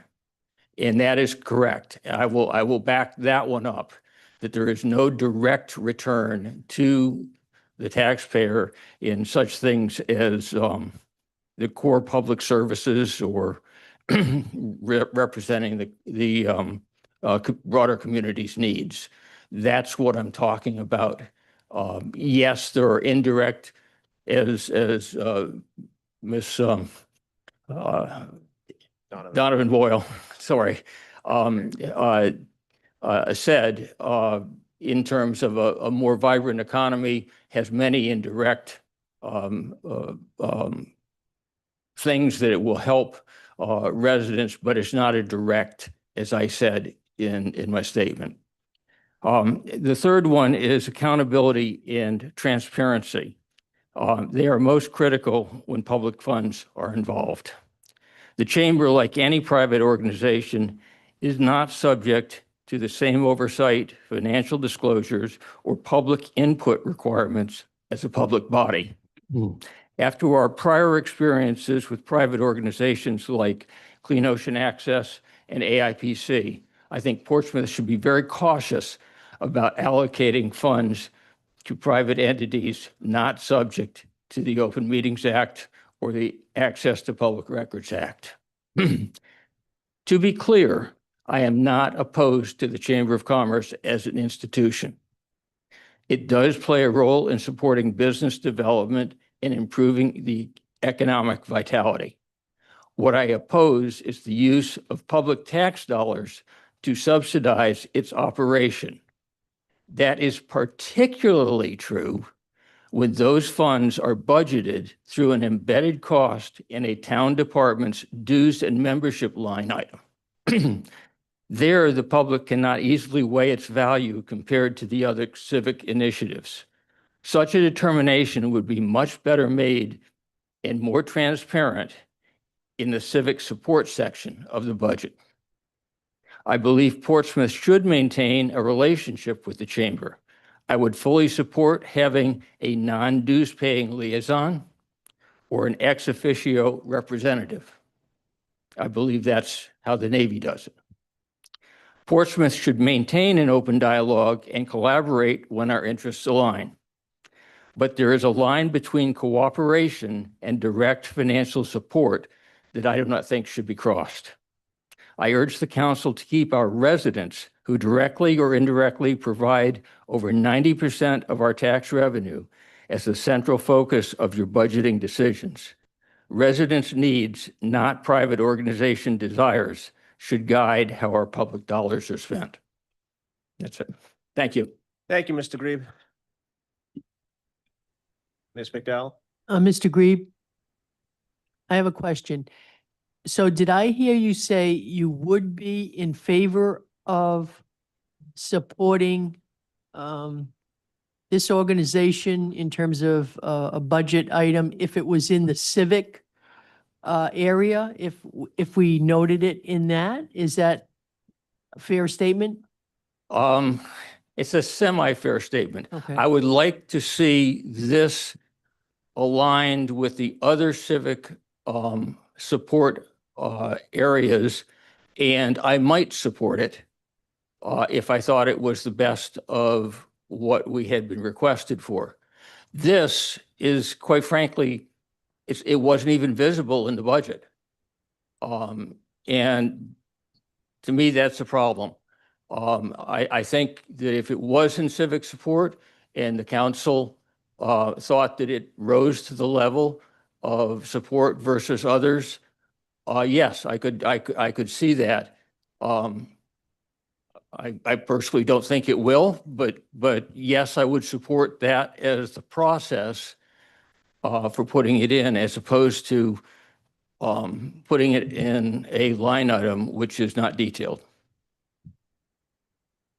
Mr. Ferriero? Thank you, Mr. President. To kind of indulge my questioning here, please, Tom. And in terms of shifting it to a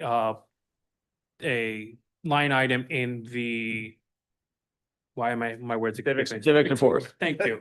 It's a bad night. It's been a very long week. Yes. And it's only Monday. And in the civic support line, would that also need to be entertained that we will also have ex officio membership on the food bank? Would we also need to have it on Atria and all the other organizations? No, not at all. So the premise of us moving it to a civic support line, knowing that we're going to have absolutely no oversight on it, I think is a little counterintuitive to how we work alongside Aaron and the chamber, who Aaron and I have worked together for years, and the services that they do provide, whether direct or indirectly to the town. I would say that $13,000 is a drop in the bucket compared to the services that would be afforded to those that want to do business in Portsmouth, want to do business on the island, like Aaron said, are employed, that have people that are employed in the island. I want to get my hot water boiler fixed. Who am I calling if I'm going to call a local business and I'm not Pride in Bristol or Eugene Asons in Middletown? You do it in order to support local businesses. And that's really what it is that I think chambers do by nature. And I think that that is the important part. And to also, and I have to come to the defense of the budget, to say that something is hidden in a line item because you didn't take 6 seconds instead of 5 seconds to ask the question, I think is disingenuous to the work that the town the town administrator and the finance director do in order to develop the No, budget. I wasn't saying that I didn't take that time, but people, I don't know how many people actually look at the budget. I would think it's a relatively few, but those that do don't have the time to ask those questions, and you don't get very many questions. I did look detailedly into it and saw this, but anybody that just took the piece of paper and looked at it and saw a dues and membership line would not know that we're paying $12,000 to the Greater Newport Chamber of Commerce for whatever they're doing for us, and wouldn't, especially when we have similar organizations in civic support and would like to balance that, they can't. I mean, it's just, it's going beyond where I think a normal person looking at the budget that is produced by the town. And I will tell you, it's this, I've told Kayla, this is the best budget I've seen in a very long time. But it still, there's room for improvement. Fine, we could always find room for improvement, but then also to say that the layperson wouldn't be able to understand it. I wouldn't be able to understand one of Councilwoman blank engineering reports. That just comes with experience. But then to say that an average person wouldn't be able to look at our budget and to say that they can't find this, or they can't say that this, that, and the other is a little bit disingenuous. They couldn't find it. They'd have to ask the question. In other words, it's not in the budget as presented, is my point. We'll agree to disagree. Okay. You can't find it as an item. You can find it only as a portion of a large number in dues and And I'll go membership. back to my same statement I made in the budget process. We have $248,000 in the school department of dues and expenses that aren't itemized either. It's pretty self-explanatory that if it's underneath our business development area, that dues and subscription would go to help the business communities and the greater town of Portsmouth. I wholeheartedly disagree with the entire speech that you just made. Okay. Right. The benefits that we get from the Chamber of Commerce far outweigh the $12,000 in dues. Mr. Hamilton, I think the 16% decline in Portsmouth commercial tax base over the last decade should be evidence enough of ineffective support. I totally disagree with you. Okay. In any event, I think if you do want to consider it in the future, I would ask that it be considered under civic support, where I think it belongs, but I don't think that. So do you make that same argument for the Portsmouth Business Association should be civic support as well? It's the same exact. You're right. The Okay. difference is we're talking $120 versus $12,000. Now, Okay. and the $12,000 in the $77 million budget is small, I agree, but in absolute value, it's not small. $12,000 to me is a lot of money. And I don't think we should be paying, I think we should cooperate with the chamber. I think we should be happy to do that, and they should be happy to have us. But I don't think with that Portsmouth access to and influence with the chamber should not be dependent upon taxpayers paying for memberships. I don't think that's the way it should work. So then we should forego all of the grant work and support that the chamber gives the town, and we should just throw that away. So in terms of a $12,000 annual dues, we should forego any of that $605,000 for planning for when the Navy base expands, and we need to look at planning initiatives for traffic and transportation and housing. We should just throw that away. And because Again, I didn't generally think, speaking, paying your dues gets you a voice. If we do not pay our dues, I'm going to guess, and Erin can nod her head or say yes, that we're not going to have that same voice. Just like if you were a member at, or you keep a boat at a boatyard, or you're a member of the yacht club, being a member gives you a lot more voice than just storing a boat there. okay. Again, Your whole line of your speech completely ignores the fact that there is support that comes back. And the fact that we're talking about $12,000 to the Chamber of Commerce that can help both the businesses and the citizens in Portsmouth in terms of planning initiatives and grant funding is totally out of line. In terms Okay, of the $12,000. then you could support that in the civic support area as I explained. And I think that would make it much more transparent, and maybe people would understand better, and I would understand better what we're getting for this. But I don't think that we should pay money in order to get access to the chamber. The chamber should want the municipalities, the Navy, to be part of the process, regardless of whether we pay them $12,000. They've got 900 members.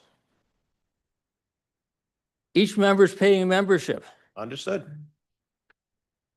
I just don't think that it's going to, they should want us to be part of it. We want to be part of it. I don't think we need to pay money to be part of it. And They're a dues paying organization. So part of being part of that organization means you pay the dues.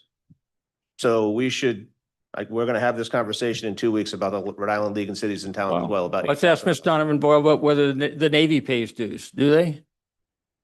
They do not, but they are not municipal liaisons, and they are not a paying, the Newick is a member though. But my point And the is War that College and the War College Foundation, actually, yes, they are all paying dues, just not Naval Station Newport. yeah, that was my point. And I don't think I don't understand your point, but we'll keep moving on. Mr. Morris, do you have a quick question? I can't believe we've already spent 20 minutes. well, beyond 20 minutes tonight and another 45 minutes 3 weeks ago about put $13,000 to $12,000 in the budget that gets paid back by the work that is done by the organization. Mr. Fitzmaurice. Thank you, Mr. President. Larry Fitzmaurice, 50 Kristen Court. I do have two quick comments. I listened to the presentation. The reference to leveraging federal dollars on infrastructure, I presume includes sewers. Sewers is a political landmine here in Portsmouth, and I would hope that we're not spending money to encourage somebody to install sewers. And I would expect some pledge from the Newport organization to that effect. The other thing is joining together to advocate in the assembly. We've run into this problem in other areas as well. And I would hope that they would use some judgment in advocating for things in which our citizens would normally support. In some cases, we're paying dues to organizations that advocate for the passage of legislation, which appears to be going to pass, that we would oppose. So I'd like to point that out, that we don't want to be paying money to oppose ourselves in the assembly. Thank you. Any other questions for Ms. Donovan? Oh, yes, Mr. Johnson. Sorry, I did see that earlier.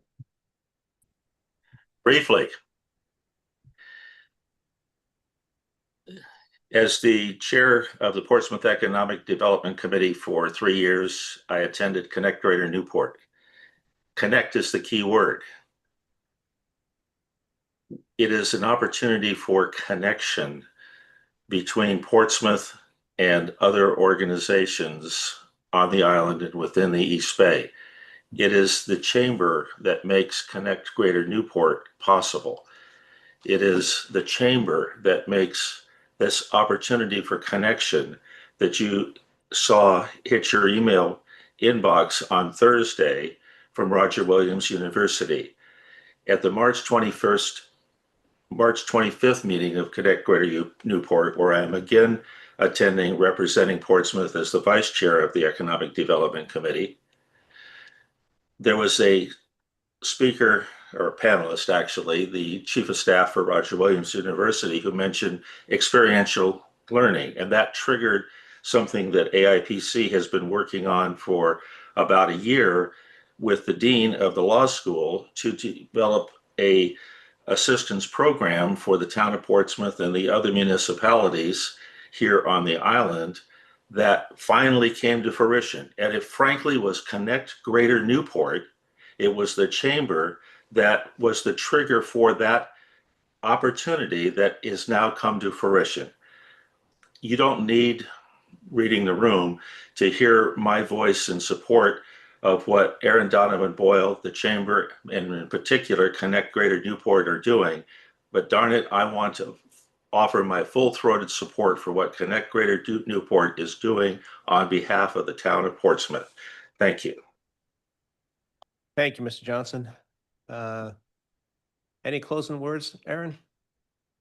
Well, the only thing to the last gentleman's question about advocacy and ensuring that we are not advocating for things that adversely impact Portsmouth town government. That's actually exactly why we want our communities to be part of the organization. We don't weigh in on items that are conflicting. When we have members that are on both sides of an issue, we stay back.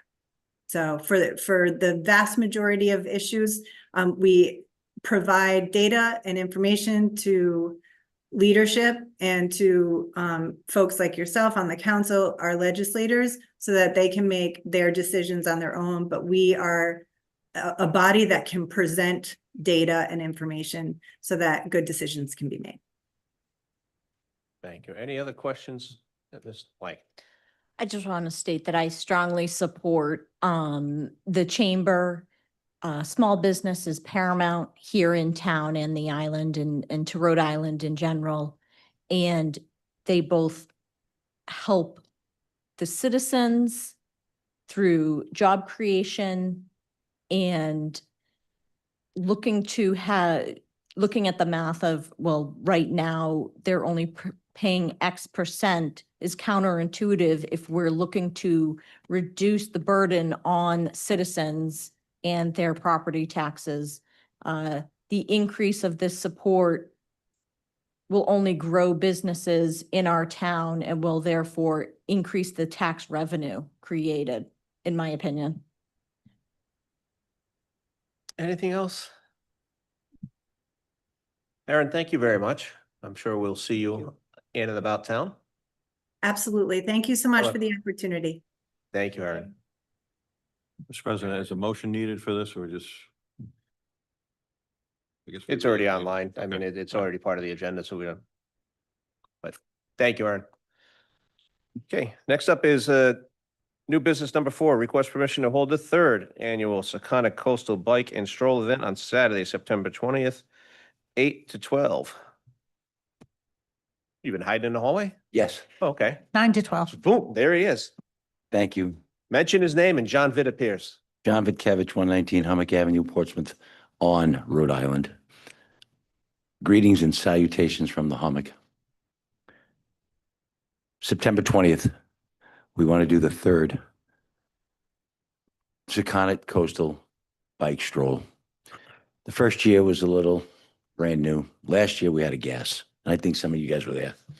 The kids, 5, 6, 7-year-olds with their little hats and their training wheels. When they're 17, 18 and they're driving down Park Avenue, they're going to remember when they rode their bikes down Park Avenue because there were no cars. The businesses on Park Avenue were all coming together. Last year, Michelle at Locals put on a pirate theme. All of her people were dressed as pirates. They had pirate booty out there giving out. It was great. So real simple. It's kind of Coastal Bike Show, September 20th. It's a Saturday, 8 to 12. The same permissions that I've gotten the last 2 years with RIDOT for shutting down Exit 3, parking on Boys Lane, shut down Park Avenue, Point Road, and Hummock Avenue to Railroad Avenue. Portsmouth Police Department, can't say enough about the chief and what the Portsmouth Police Department has done in the past 2 years.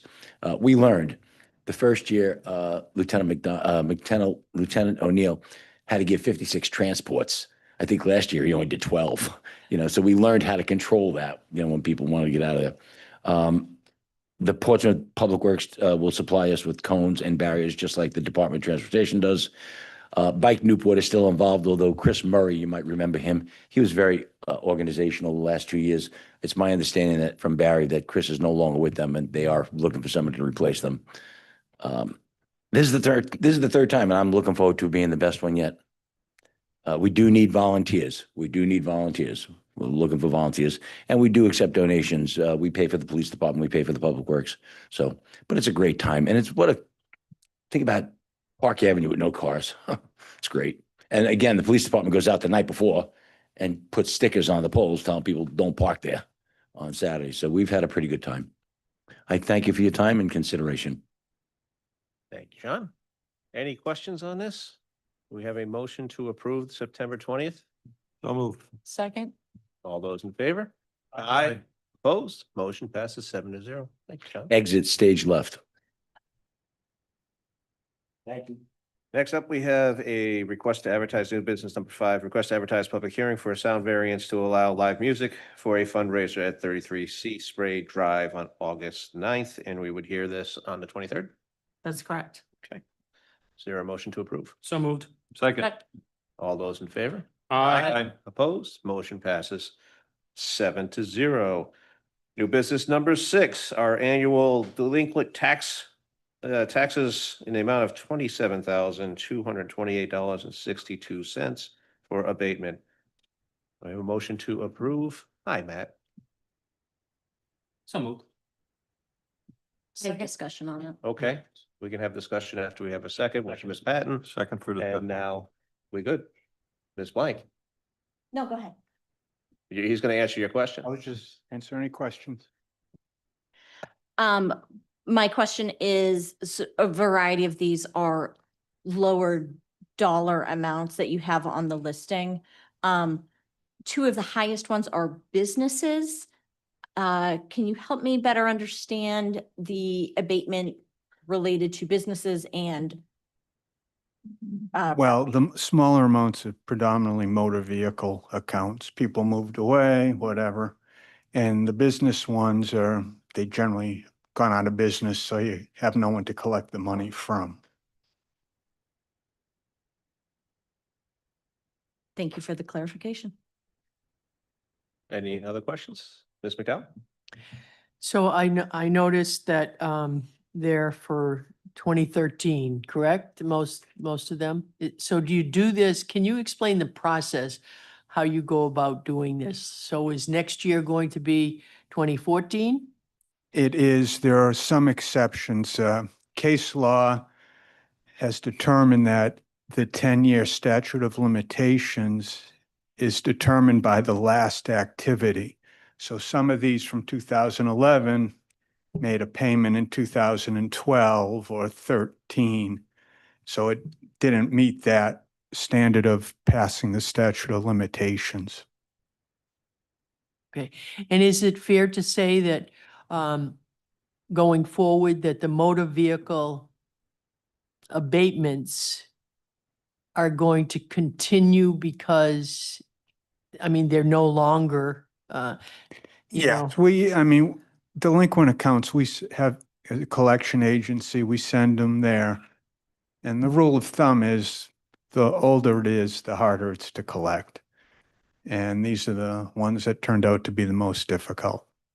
And all this money has already been accounted for in your uncollectible allowance. This is just basically a bookkeeping cleanup type activity.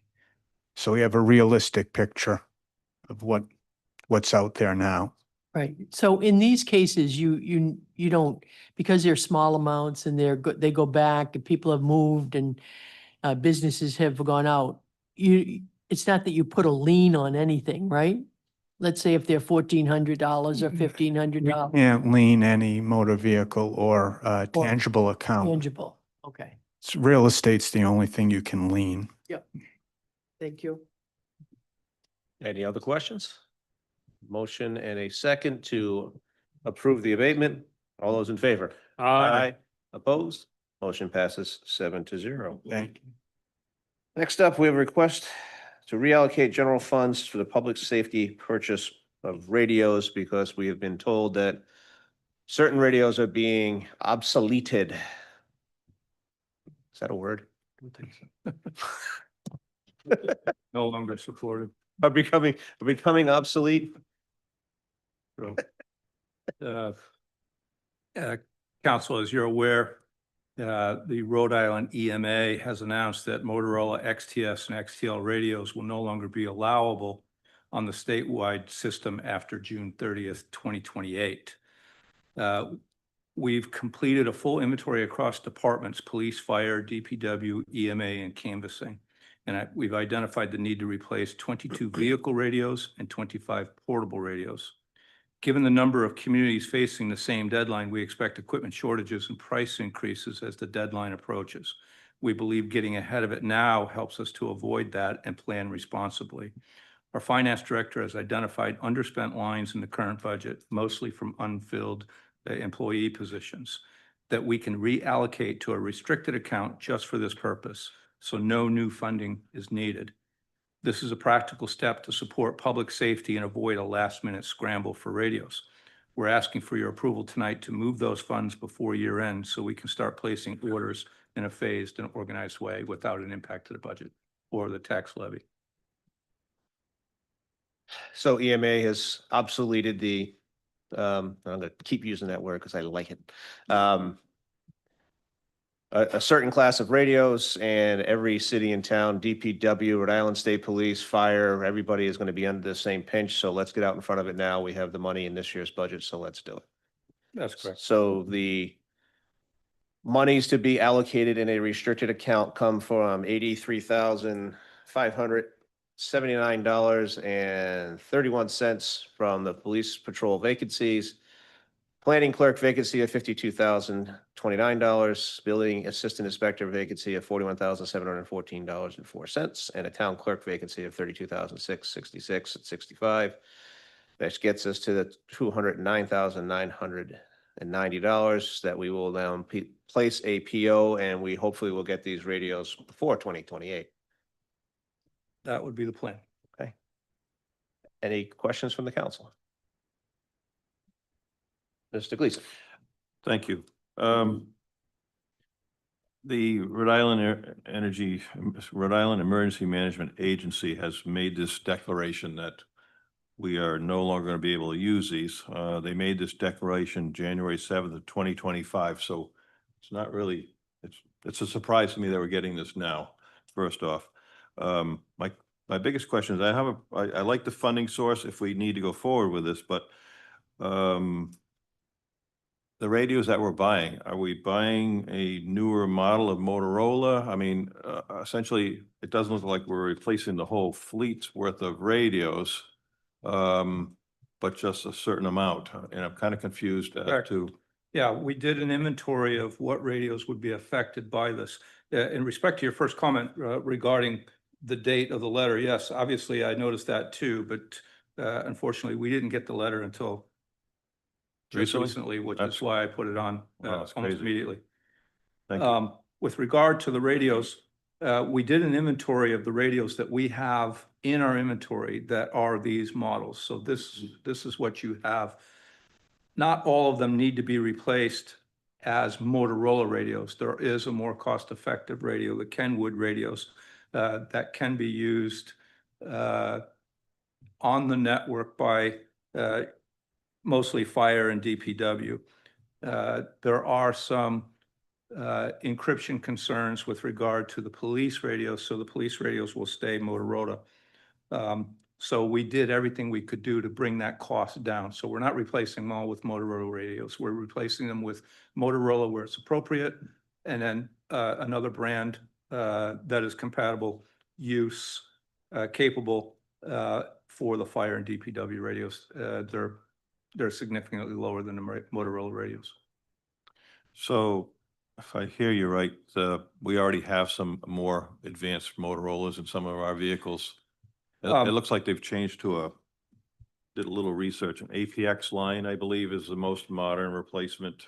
Yeah, Maybe the chief you've would now know that. eclipsed my knowledge of Motorola acronyms, but I learned a lot in the last 2 days. We do have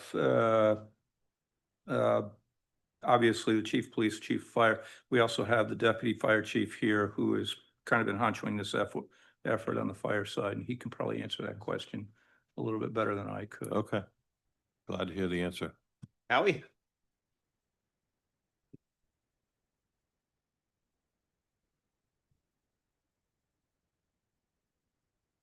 So we got the notice within the last 30 days. So I don't know why the delay from REMA. And I can also say that I sit on the regional task force for our regional control station at REMA for East Bay Control. And we meet monthly, and it wasn't mentioned at the meeting until I think April, mid-April, and then the letter went out. So I'm not sure about the date. So we have Kenwoods in the fire department. Every time we've gone to replace a radio in the last few years, it was always anticipated to a certain degree that these radios, like anything else, would just hit its life expectancy. So the Kenwoods are the only other approved radio that can be on the state's RISCON network. So it's Motorola or Kenwood. So those are the only options that we have. We can't go out and seek another vendor. It's all done under the approval of REMA. And those are the only two vendors that they're allowing on the network. So that put us sort of in the last month to scramble around and try to figure out. The administrator is correct. The police need encrypted lines of communication so the public can't hear it over a public scanner for obvious reasons, where fire needs that a lot less. So we only have an encrypted line on our channel that we share with the police. So our radios tend to, because of encryption, and end up being cheaper. We can use the Kenwood models, which are cheaper, sometimes between $500 and $1,000 for a portable radio, and then less for a mobile radio as well. The APX 6500s that you talk about, they're the only radio that we can utilize that connect to a repeater.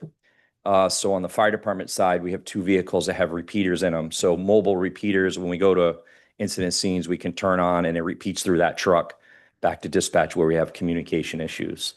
So those are sort of where we're at. Unfortunately, we have, I think, 14 mobile radios in the fire department that are going to need to be replaced and 9 portable radios. When we're fully up to speed, we have 50 portable radios right now. There's 43 people. And then we have one vehicle, the shift commander's vehicle, has an extra portable radio in it for communicating at, multi-agency scenes. And then we have 6 spares. When out-of-town companies or mutual aid, like Bristol, is not on the RISCON network. So when Bristol comes in here, they're on a totally different radio band, VHF, like we used to be. We have to provide them, extra radios for their personnel to communicate.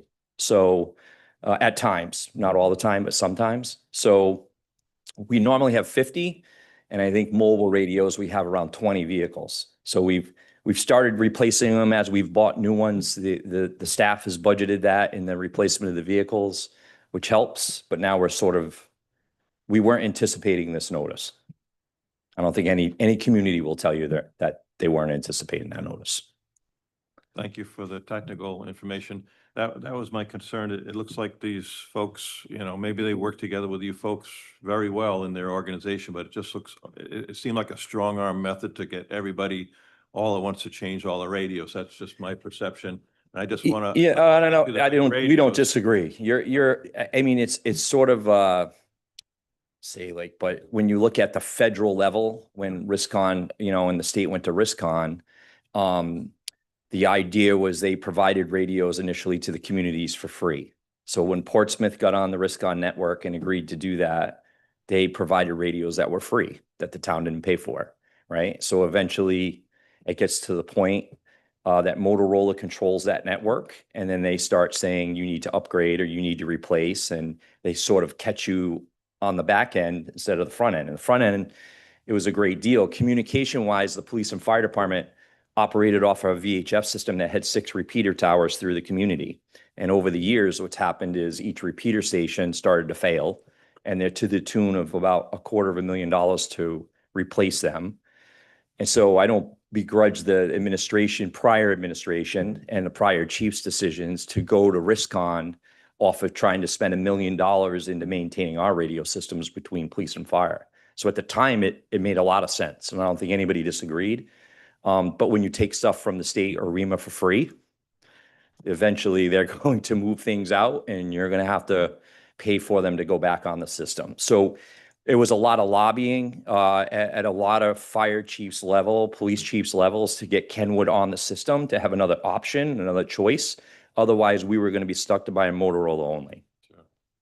So we are sort of where we are. Unfortunately, I can tell you that it happened very, very, very quickly. I think all of us want to support you and get you the Yeah. best equipment you have. The little research I've done shows these radios were obsoleted in 2013 or 2014, which is kind of crazy to hear. Right. And the thing that bothers me the most is that Motorola changes their product line every 5 or 6 years. So is that fair statement? Totally fair. And so what happens is the state through Riscon and REMA, to make it sort of in layman's terms, they can only support so many models and upgrades on the system for software purposes. So what they're indicating is the software in the XTS and XTL models, which are sort of came on the market in 2003, 2004. They're becoming softwares incompatible to stay with the upgrades of the overall system. And that's why they're making those obsolete to get off. And so, yeah, we're going to be, for the rest of our time, we're going to be sort of facing with this every time they determine the next level radio that we have becomes obsolete because it can't maintain the technical ability on the system. So, yeah, they sort of have the state, the big lobbying that's going on right now, which I know the leagues of cities and towns, as well the Fire Chiefs Association, is to allow more products on the system. You know, and once you open up competitiveness and get other brands that are capable to be to the system, you might drive pricing down. But they're like, Motorola has a kind of a foothold in it, especially with encrypted radios. Like Kenwood can't get encrypted radios, to support without being really, really expensive. Sure. Thank you. Yes. Any other questions, Mr. Reese? I just had a quick question. Do we have any radios on order now that we should be revising to the new ones? No, so anything that we've ordered, I would say in the last 5 years to any vehicles has been to the latest software product. So you can't even get those versions of the radio and that software either. So every time we buy or purchase something on the fire side, I'm sure the same for the police. We always make sure that we're trying to get the most life out of it, right? So we can generally expect to get about 15 years out of a radio. And some of them that we have, we've gotten 20. Okay. Good. Thank you, Assistant Chief. Ms. McDowell? I just wanted some clarity on the in how we're funding this, just for my own purposes. So those vacancies that we have here are from 2025. And so that money was allocated or budgeted for 2025. We're not using it. And instead, in a sense, we're using it for this restricted fund, correct? Because we are filling those positions for 2026, correct? You know what I'm saying? In a perfect world, yes, but as I've been telling the council for years, our biggest issue is recruitment and retention.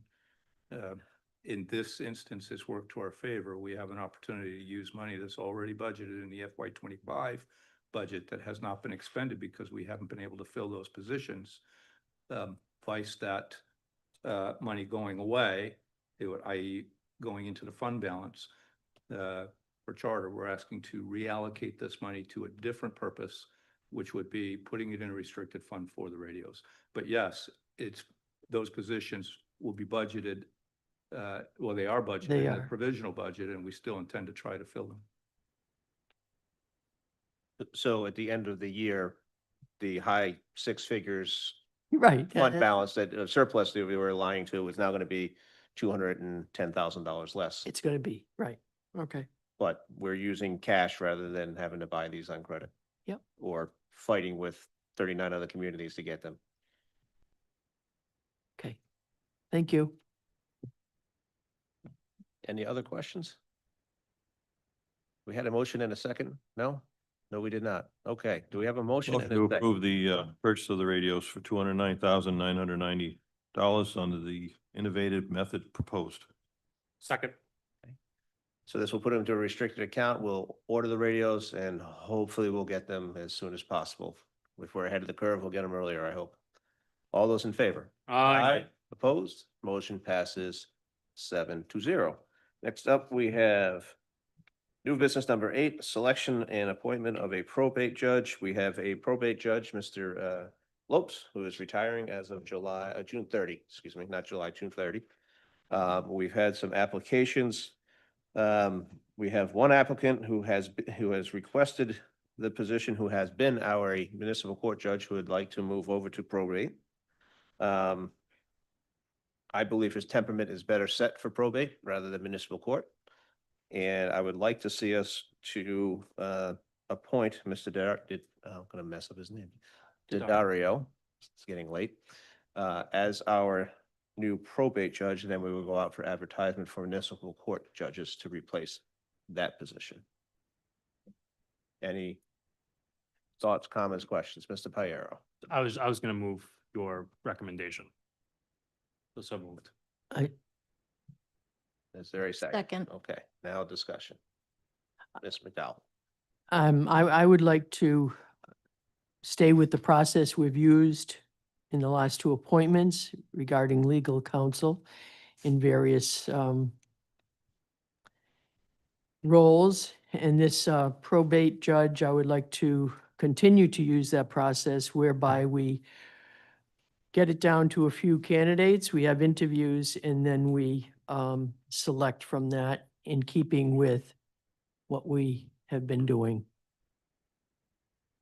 Mr. Piero? Mr. President, thank you. I could agree with the sentiment of Councilwoman McDowell, but as someone that has gone through the probate process in this town, having someone that knows the town intimately, this way that Mr. Daddario does, is only going to benefit us. And knowing those intricacies in town and in conjunction with state law can only benefit this town. I get that it's been the process that we've done, but at the same time, a judge is not legal counsel. And I think that we need to differentiate the two, because although these individuals work at the pleasure of the council, they do not serve the council the way in which the solicitor does. So I think that we should have these separate and apart. And to discredit Mr. Daddario's time and service to the town would just be, I think, a little. I would be us throwing out the baby with bathwater, and I think that it just wouldn't serve us well. Ms. McDowell? I certainly do not feel that my sentiments in any way discredit Mr. Daddario. In fact, with process, I believe that Mr. Daddario could quite possibly be the candidate we select through a process that we should do, I believe. I would also like to point out that we have a recommendation from both our police chief and our town clerk that Mr. Daddario is the right person for the position, so. Ms. Patton?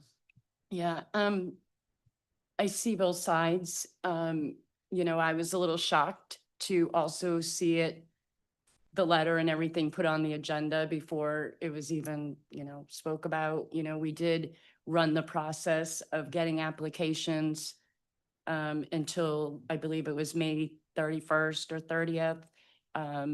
The council members received the applications when they pretty much were put on the agenda. So it was a totally different process, I feel. And I just feel that, to Mary's point, I would like to go through with the process that we have been going through. I don't, have a preference on other candidates or anything like that, but I do think that we should just keep the process the same.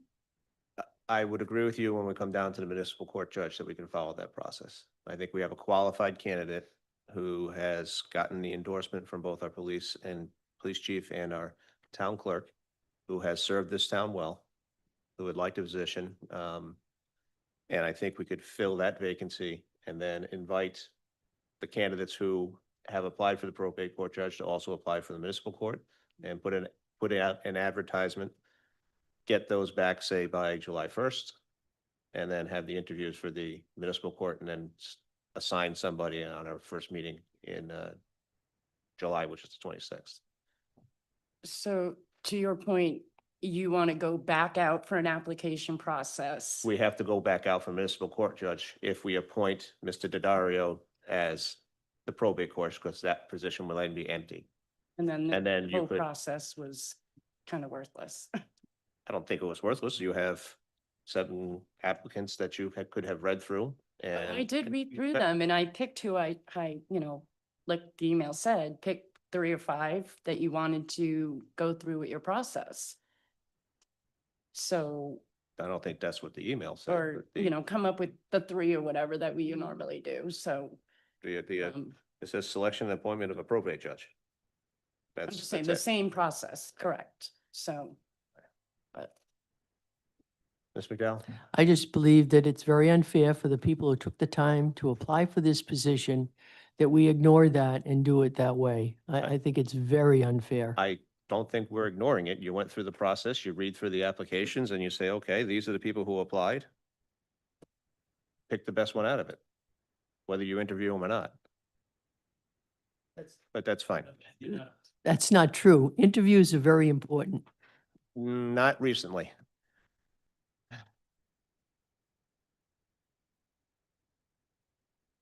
There's a motion and a second on the floor. I have a question. Mr. Gleason.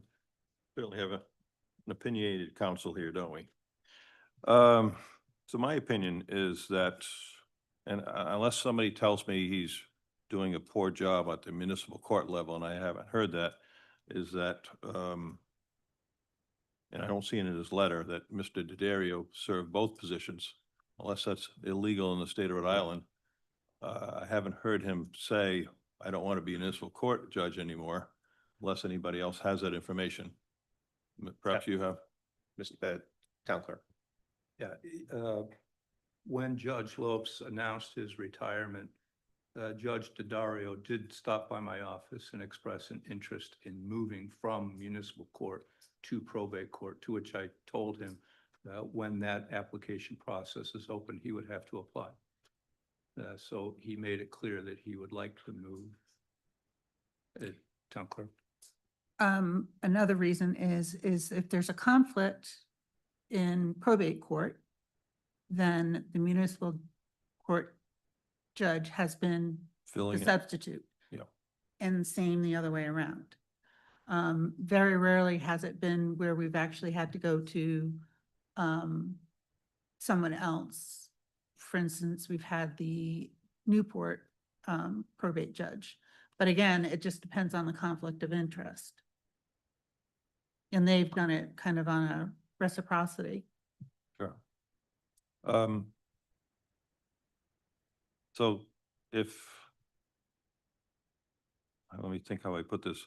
If we were to hire somebody else for the probate judge, would Mr. Daddario leave the municipal court position? Is that your understanding at this point? I think that's a question you would have to ask him, but my impression of the conversation he would be very disappointed that he was not offered the position. Sure. Again, like I say, I think does a good job for the town, and I like to see him in both positions. That's just my own personal viewpoint. So there's a motion and a second to appoint Mr. Daddario as the probate court judge. All those in favor? Aye. Opposed? Opposed because of what I have stated, not Understood. because of Mr. Daddario. Understood. So the Mis- motion, Mr. President, I'd like to make a motion that we ask the current municipal judge whether he would stay on in that position before we make a decision to go out to bid for a new municipal court judge, even with the potential conflicts of interest. even with the pension. They have been covered. They could be covered, as she mentioned. And it's Just my I, request. I think we have to look at the charter because I think the charter specifically spells out two different positions. But I don't know. I guess we can get an opinion from our solicitor as to whether or not those are two separate positions. And I can certainly look at it more closely. I took a brief look at it and I didn't see anything to prevent it. But obviously the conflict issue is a practical concern. And if there were conflicts, I believe underneath the municipal court judge, it says the assistant solicitor could step in as a municipal court judge if needed. That's right. It was, I'm pretty sure it was municipal, it wasn't probate. I think Yes. so. Okay, yeah. Mr. Fitzmaurice? I'm unable to know what the vote was. I You haven't, guys I can't haven't, be answered heard. it. I haven't answered it yet, but I'll tell you, it was 5-2 with Who Mr. voted? Mr. Reese and Miss McDowell in the negative. I haven't, I was gonna do that. Sorry, I jumped the gun on you. That's okay. Thank you. That's okay, Mr. Gleason. It's all right. Okay. I think we should have staff reach out to the other candidates that applied for the probate judge and also put it out for a month. And at that time, we can look and see if it's wise. Madam Clerk. Mr. Chair, sorry, Mr. President, I would suggest maybe the easiest course would be to ask Mr. Daddario whether it's even something he would consider, because if it's not, then we don't have to do the analysis, right? I think that's probably the easiest question to get answered. Does that work for So you? we can tell him that he got the job as a probate judge, and would you want to continue on, or is that out of the question before we even approach? Yeah, not legally out of the question, just whether personally Okay. for him, it would be, Yeah. So, something he's not. if we interested in go entertaining. down that path of, would you like to stay on as both? And he says no. We can address, we'd have to make a motion to have staff then advertise for the position. Correct. If he says, sure, I'll do both, then we have to have the discussion as to whether or not that's, I don't know, ethical/legal for us to do. Ms. McDowell? We Well, can, but why can't we have that discussion right now as to whether or not we want to pursue that? I personally wouldn't be in favor of pursuing that. I don't feel that would be a good combination to do that. I am with you. So why You not, Separate them. why not discuss this now rather than, Okay. I think you, by not giving me a second, you've kind of discussed it. Yeah. Or should we make a motion to? I'm not I insulted. wasn't sure where it was going, to tell you the truth. Didn't go too far. Me, I would personally like to advertise for the position of municipal court judge, do interviews in the early part of July, maybe the third week of July, and then appoint somebody on the 26th, which is our first meeting. I agree. Would you make that a motion? Make that a motion. Yes. Oh, Actually, oh, yeah, no, because we, part of the, in the charter, it does say that, the person, so appointed shall not hold any other elected or appointed position in the town. So therefore, So if he's appointed probate judge, he can't be appointed municipal court judge. and which means he wouldn't be able to do municipal court in July either. He, that, we would be covering it as a temporary Okay. issue. Okay. Probate and municipal court are two totally separate animals. Understood. So it's just because of the timing. Probate is kind of a sensitive situation.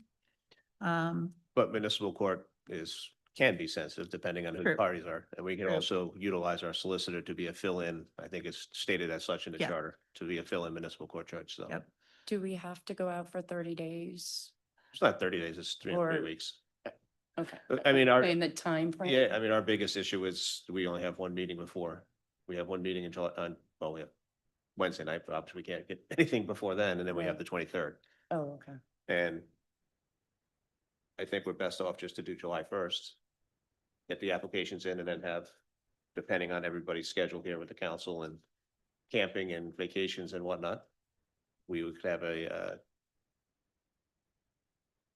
selection of maybe the top 4 or 5 and have an interview from there. And we can ask them or let them know that they can apply or. Yes. whatever. Oh, absolutely. The ones that have applied for probate will be Right. reached out to and say, yes, we've filled the position, but we have an opening out municipal court judge. Would you like to be considered for that Okay, position? Yes, okay, thank you. yes. So somewhere I need a motion to advertise for the municipal court judge So moved. Second, and have the responses back by July 1st. All those in favor? Aye. Opposed? Motion passes 7-0. We have a couple of things of correspondence from a quarterly report from the water board. Oh, I thought there were 2 things. Motion to receive and place on file. Thank you, Mr. Gleason. So moved. All those in favor? Aye. Opposed? Motion passes 7-0. We have our future meetings, which is Wednesday night here in the chambers, our annual budget hearing. And then June 23rd, we'll have the final adoption of the budget. We'll also be having a presentation from the Rhode Island League of Cities and Towns. And that's the only 2 things that I know of that are on the agenda for that night. Oh, and that public hearing for the variance. Those are the only 2 things that I know of at this point. And then July 14th has been canceled. But if we need to figure out one in there to do interviews before we get to the July 28th, which I think I said 26 earlier, meeting to appoint somebody, we can do that as well. Mr. President, motion to adjourn? Second. All those in favor? Aye. Opposed? Motion passes 7-0. Thank you all. Drive